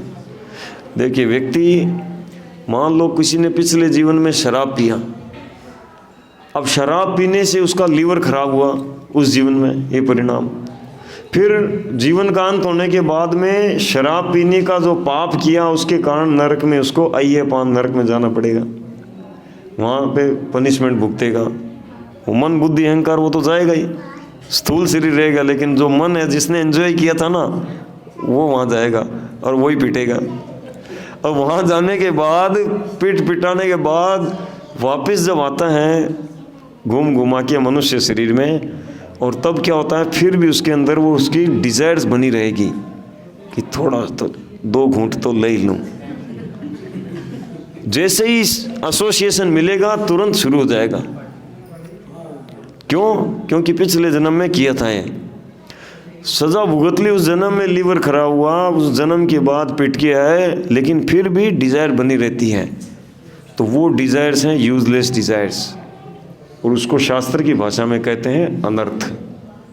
तो ये तो एक एग्जाम्पल दिया, ऐसे बहुत तरह के हमारे अंदर डिज़ायर, में ये भी करूँ, मैं ये भी करूँ, मैं ये भी करूँ, बहुत तरह के हम ऐसे पाप के कार्यों को, प्लानों को क्रिएट अंदर स्टोर करे रहते हैं। इसका मतलब जो अभी हमारे साथ में जो घट रहा है, जो भी हम कार्य कर रहे हैं, वो हमारे पूर्व जन्म में या पहले जो मन में जो इच्छाएं दबी हुई है उनके फलस्वरूप हमको वो सब एटमॉस्फेयर मिल रहा है। बिल्कुल, हम उसके हिसाब से क्या कर रहे हैं क्या नहीं कर रहे हैं, वो हमारा विवेक हमको, इच्छा और कर्मों के अनुसार, इच्छा और कर्मों के अनुसार, ठीक है। इच्छा है ना राजा बनूं, लेकिन कर्म ऐसे हैं कि बंदर बनेगा तो बंदरों का राजा बनेगा, ठीक है, सुना नहीं। इच्छा है कि राजा बनूं, लेकिन कर्म ऐसे थे कि बंदर, तो बंदरों का राजा बन जाएगा, ठीक है ना। इच्छा है अमेरिका जाऊं, और कर्म ऐसा है कि सुकर बनेगा, कुकर बनेगा ना, कुत्ता बनेगा, तो अमेरिकन शेफर्ड है ना। तो ऐसे इच्छाएं और कर्मों के अनुसार, ठीक है ना। ये आगे आएगा डिटेलिंग में चर्चा, ओके। हाँ, और देखिए अब फाइनल हम चल रहे हैं लास्ट में। तो इस मन, ये जो मन है हमारा, ये मुख्य है। तो इस मन को जब हम अगर श्री कृष्ण की सेवा में लगा देते हैं, बुद्धि को नियंत्रण करके, है ना, भगवान के नाम रूप गुण लीलाओं की चर्चा में उनमें अगर लगाते हैं तब क्या होता है कि मन हमको भगवान के धाम ले जाएगा। और अगर उसमें नहीं लगाते हैं तो रिजल्ट क्या होता है कि उसके परिणाम स्वरूप बहुत सारा जो डेटा अंदर स्टोर हो रखा है उसके रिजल्ट स्वरूप हमको जन्म मृत्यु के चक्कर में लेना पड़ता है ना। ये श्रीपाद शंकराचार्य का श्लोक है ना, पुनरपि जननम पुनरपि मरणम पुनरपि जननी जठरे शयनम इह संसारे बहु दुस्तारे कृपया पारे पाहि मुरारे। हे मुरारे, हे श्री कृष्ण, हमको इस जन्म मृत्यु के चक्कर में बचाइए। मैं है ना बार बार जन्म लेता हूँ, बार बार किसी माता के गर्भ में जाता हूँ, बहुत कष्ट पाता हूँ, है ना। और ये जो है ना इस संसार में है ना, जब इस संसार का हमको है ना घूमना रहता है, इस संसार में हमको भ्रमण करना होता है ना, जब हमारे को तो उसमें क्या है कि हमारे लिए भगवान 84 लाख प्रकार की अलग अलग गाड़ियाँ, अलग अलग रथ तैयार मतलब बना रखे हैं, है ना।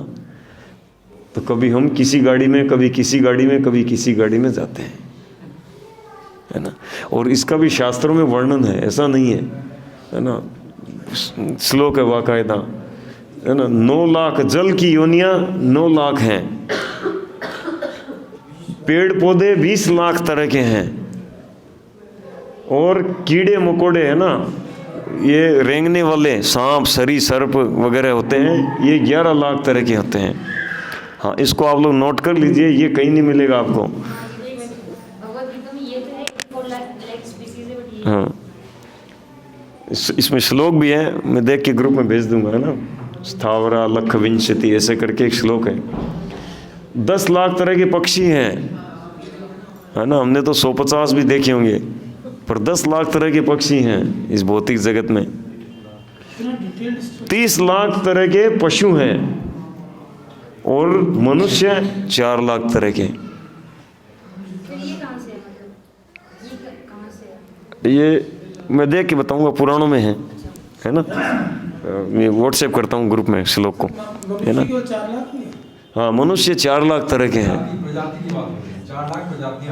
4 लाख प्रजाति मतलब मनुष्य 4 लाख तरह के। आप पूछ सकते हो कि फिर कहाँ है, एक ही तरह के लगते हैं चेतना के आधार पर, है ना।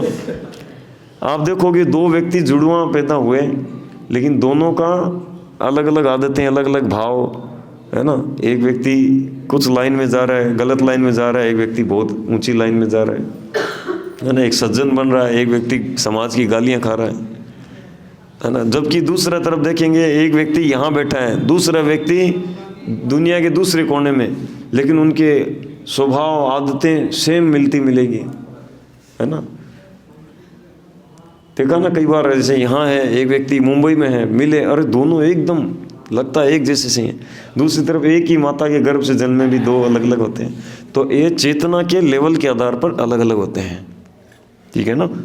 तो 4 लाख तरह के मनुष्यों की चेतना वाले होते हैं, ठीक है ना। तो modern age polishing the cage. एक बार एक वृद्ध महिला मतलब बुजुर्ग अवस्था में अकेली रहती थी, तो बोले क्या करूं, मार्केट से जाके बोले एक पैरेट दो मेरे को, पैरेट और उसका पिंजरा। तो एक बढ़िया, और बोले मेरे पास कोई धन का कमी नहीं है, बेस्ट दो एकदम। बोले गोल्डन ले लो, हाँ गोल्डन दे दो। सोने का पिंजरा खरीद लाई, कितने का, कोई कितने का भी, वो ब्लैंक चेक, तो खरीद लाई। और लाकर उसने बताया भी ठीक है आप पिंजरा ले जाओ और उसका एकदम अच्छे से ध्यान रखना। बोले बिल्कुल ठीक है रखेंगे। और पिंजरे को रोज़ अच्छा से चमकाती थी। एक दिन हुआ, दूसरा दिन हुआ, दूसरे दिन देखा कि वो अंदर जो पक्षी है वो बैठ रहा है, उड़ नहीं रहा, कुछ बोल नहीं रहा, चा चा नहीं कर रहा। 2 दिन तो बहुत कर रहा था, और शाम तक तो देखा मर गया। तो तीसरे दिन लेकर गई, बोले क्या पिंजरा दिया है, क्या पैरेट दिया है, तो मर गया। तो बोले ऐसे कैसे मरा, वो देखा क्या हुआ क्या नहीं हुआ। बोले क्या हुआ था, क्या किया था, कुछ आपने इसको ऐसा क्या खिला दिया। बोले खिला दिया, खिलाना पड़ता है तो क्या कुछ नहीं खिलाया। बोले नहीं। अरे तो आपने किया क्या। हमारे पिंजरे को बहुत अच्छे से चमकाया, तो उस पक्षी को कुछ खिलाया। अरे तो ये मिर्ची खा लेता, एक मिर्ची दे देते, उसी में उसका जीवन। बोले कि नहीं, मैं तो कुछ भी नहीं दिया इसको। तो हमारी स्थिति ऐसी है, हम इस शरीर को बहुत सजाते हैं, है ना, इस केज को बहुत पॉलिश करते हैं, लेकिन अंदर आत्मा को क्या चाहिए उसका नहीं। इस शरीर को टाइम टू टाइम क्या खिलाना है सब पता है, कहाँ सुलाना है, कहाँ बिठाना है, क्या करना है, मन को क्या करना है पता। लेकिन जो आत्मा है, हम उसकी क्या खुराक है उसकी हम परवाह नहीं करते हैं, है ना। तो आत्मा की खुराक क्या है, हरे कृष्ण कृष्ण कृष्ण हरे हरे, हरे राम राम राम हरे हरे। ये आत्मा की खुराक है। भगवान के गुणगान सुनना ये आत्मा की खुराक है ना। भगवान की लीलाएं, भगवान के गुण, भगवान के नाम, भगवान का रूप चर्चा करना, भगवान का प्रसाद खाना, है ना, ये आत्मा की खुराक है। यानी हमारी आत्मा की खुराक, जब आत्मा की बात आए तो मतलब हमारी, ये नहीं कि आत्मा अलग कोई चीज़ है और हम अलग हैं। हमारी आत्मा, संसार में लोग आत्मा की जब चर्चा करते हैं तो बोले मेरी आत्मा या उसकी आत्मा। और उसकी आत्मा नहीं, वही आत्मा, और मेरी आत्मा नहीं, मैं ही आत्मा, है ना। तो मेरी खुराक क्या है, कृष्ण भावना मर्दी, स्पिरिचुअल टेस्ट है, उसी से मैं सुखी रह सकता हूँ, है ना। और अन्यथा क्या है कि पिंजरे को केवल चमकाएंगे, मेरे पर ध्यान नहीं रहेंगे तो मैं दुखी रहता हूँ। इसीलिए सारा संसार निराश रहता है ना। आप देखो सभी लोग निराश रहते हैं, भले ही ऊपर से बोले फाइन, पर अंदर से क्या बताएं, है ना। किसके आगे अपना हार्ट खोलें, और जहाँ खोले तो वो और बड़ा मिलता है धमाका यार इधर तो और ज़्यादा है चलो मैं उससे तो ठीक हूँ, तो निराश रहते हैं, हैप्पीनेस नहीं होता है। क्यों? क्योंकि हमारा जो हमको चाहिए वो नहीं मिलता है। ओके, तो आध्यात्मिक समाज बनाम भौतिक समाज, है ना। तो भगवान के धाम में सब सुखास्वादन है, और यहाँ पर क्या है उसका विपरीत है। जैसे नदी के किनारे पर, सरोवर के किनारे पर छाया में उल्टा दिखता है ऐसे। तो इस संसार में जो भी हम देखते हैं, ये प्रेम है कि प्यार है कि स्नेह है कि ये है, वो सब क्या है, फॉल्स है। और इसी कारण क्या होता है, कितना ही रिलेशन निभाओ अंत में निराशा ही रहती है ना। और एक समय अलग होना पड़ता है, तो वो पहले भी दुख बाद में भी दुख, सब जगह ऐसा रहता है। लेकिन आध्यात्मिक जगत में ऐसा नहीं होता है, कभी अलग नहीं होते। जो मित्र हैं वो हमेशा मित्रता साथ में रहते हैं, हमेशा। हर व्यक्ति के पास अपना अपना एक फ्लाइट होता है। वहाँ जो भगवान के धाम जाते हैं, भगवान उन सबको एक एक फ्लाइट दे देते हैं, और वो फ्लाइट डीजल से नहीं चलता, यहाँ का पेट्रोल से नहीं चलता, वो मन से चलता है। और एक एक फ्लाइट ऐसा होता है कि जिसमें 2 लोग बैठने तो 2 लोग जितना हो जाएगा, 100 लोग बैठने तो 100 लोग जितना, 1,00,000 लोग बैठने तो 1,00,000 लोग जितना हो जाएगा, ऐसा होता है ना। इस संसार में भी मतलब कई फ्लाइट ऐसे होते हैं, देवी विमान होते हैं। जैसे मैं दानव जो होता है वो बेस्ट फ्लाइट मेकर है, मतलब फ्लाइट बनाने में एक्सपर्ट है। मैं दानव आपने सुना होगा, नहीं सुना तो वो ऐसा विमान बना देता है जिसमें पूरा शहर आ जाता है, पूरी आर्मी आ जाती है, पूरा उसका किंगडम आ जाता है राजा का, है ना। और उसको लेकर कहीं पर भी जा सकते हैं, इसको इनविजिबल कर सकते हैं कि कोई देखे नहीं, है ना। ऐसा तो भगवान के धाम में सुख है, यहाँ उसका विपरीत है ना। और यहाँ पर क्या है, ये वाला बार बार माता के गर्भ में जाना, बीमारी, मृत्यु, ये। और वहाँ पर केवल आनंद में रहना भगवान के साथ, तो हमको कौन से में जाना है, इधर या उधर? यही में जाना है।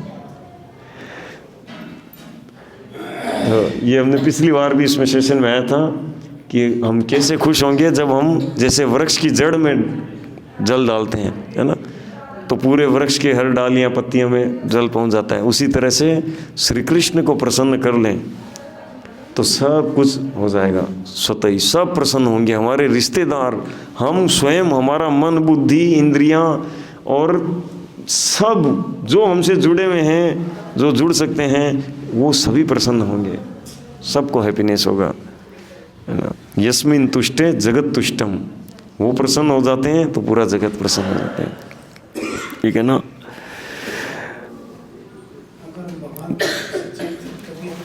हाँ, जैसे मछली का उदाहरण है यहाँ पर।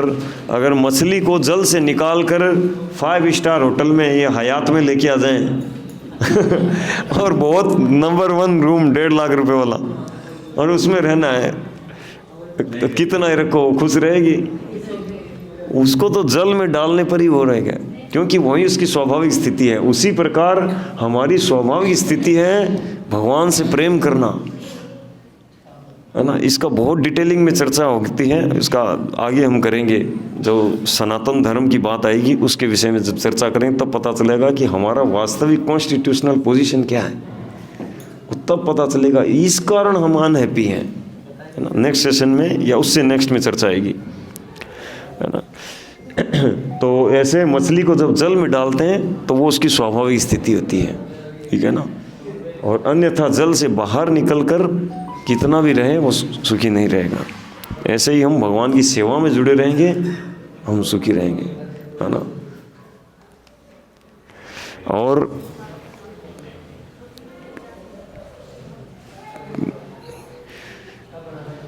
तो कई बार प्रश्न उठता है तो कि भगवान के धाम में फिर क्या आपस में प्रेम व्यवहार ये नहीं होता है? बहुत अच्छा होता है यहाँ से, है ना। वास्तव में प्रेम ही हमको चाहिए होता है, और वो प्रेम इस संसार में पदार्थों से हमको नहीं मिल पाता। ग्रॉस बॉडी, शटल बॉडी, ये हमको प्रेम नहीं दे पाते हैं, है ना। और भगवान के धाम में हमको वास्तविक प्रेम मिलता है, या इसी धाम में जब हम भगवान से कनेक्ट होते हैं तब हमको वास्तविक प्रेम मिलना शुरू हो जाता है, और तब हम किसी को वास्तविक प्रेम कर सकते हैं, है ना। प्रेम का मतलब होता है सेवा, ठीक है ना। और सेवा मतलब सामने वाले की प्रसन्नता के लिए कार्य, अपनी प्रसन्नता लेश मात्र भी नहीं। पर इस संसार में जिसको प्रेम के रूप में किया जाता है वो काम होता है, इसमें अपनी डिजायर पूरा करना होता है, मुझे सुख कैसे मिले। और इसके कारण क्या होता है, न तो वो प्रसन्न हो पाता है, न मैं प्रसन्न हो पाता, है ना। जब कोई लड़का लड़की एक दूसरे को कहते हैं आई लव यू, तो उसमें आई जो है this body, you this body, और ये दोनों ही क्या है, रियल आइडेंटिफिकेशन है, फॉल्स आइडेंटिफिकेशन है।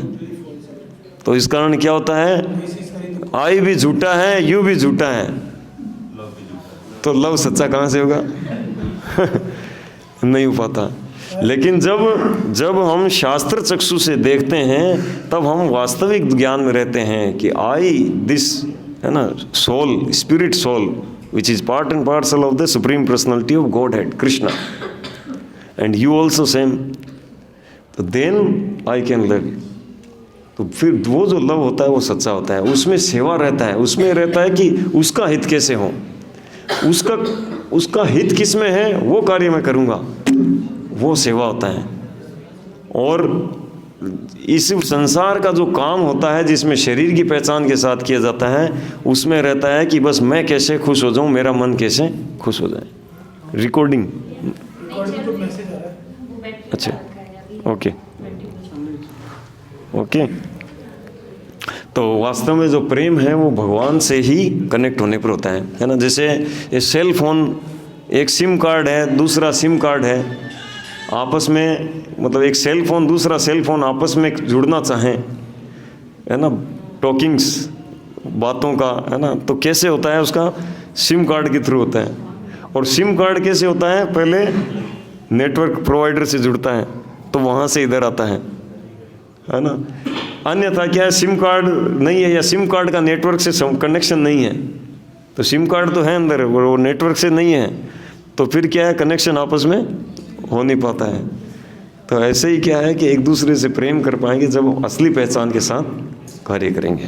ठीक है, तो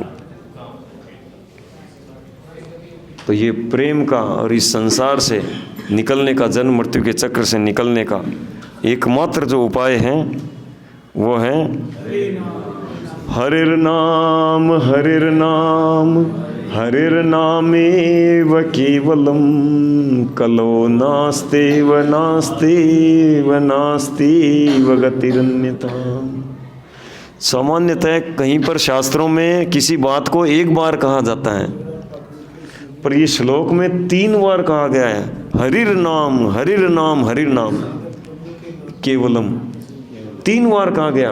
और यानी केवल हरि नाम ही उपाय है, केवल हरि नाम ही उपाय है, केवल हरि नाम ही उपाय है, और अन्य कोई उपाय नहीं है। नास्त्येव नास्त्येव नास्त्येव, दूसरा कोई उपाय नहीं है, दूसरा कोई उपाय नहीं है, दूसरा कोई उपाय नहीं है, बता रहे, ठीक है ना। और ये हरे कृष्णा कृष्ण कृष्ण हरे हरे, हरे राम राम राम हरे हरे। तो समय हो गया, नहीं तो हमको एक माला जप भी करना चाहिए था। कर लेते हैं, टाइम है। संडे इज फन डे और Harinam is the most source of fun. हाँ, ओके, तो प्रभु प्लीज डिस्ट्रीब्यूट। तो जब इतना गुणगान सुना है तो कर भी लेते हैं प्रैक्टिकल, तो ज्ञान के साथ विज्ञान भी हो जाएगा, है ना। थोड़ा फटाफट दीजिए। तो कुछ लोग हो सकता है फर्स्ट टाइम जप कर रहे हो, तो देखिए जप कैसे करते हैं। माला को 3 उंगली और अंगूठे की सहायता से पकड़ना, एक साथ 4-4 5-5 दे दीजिए जल्दी, है ना।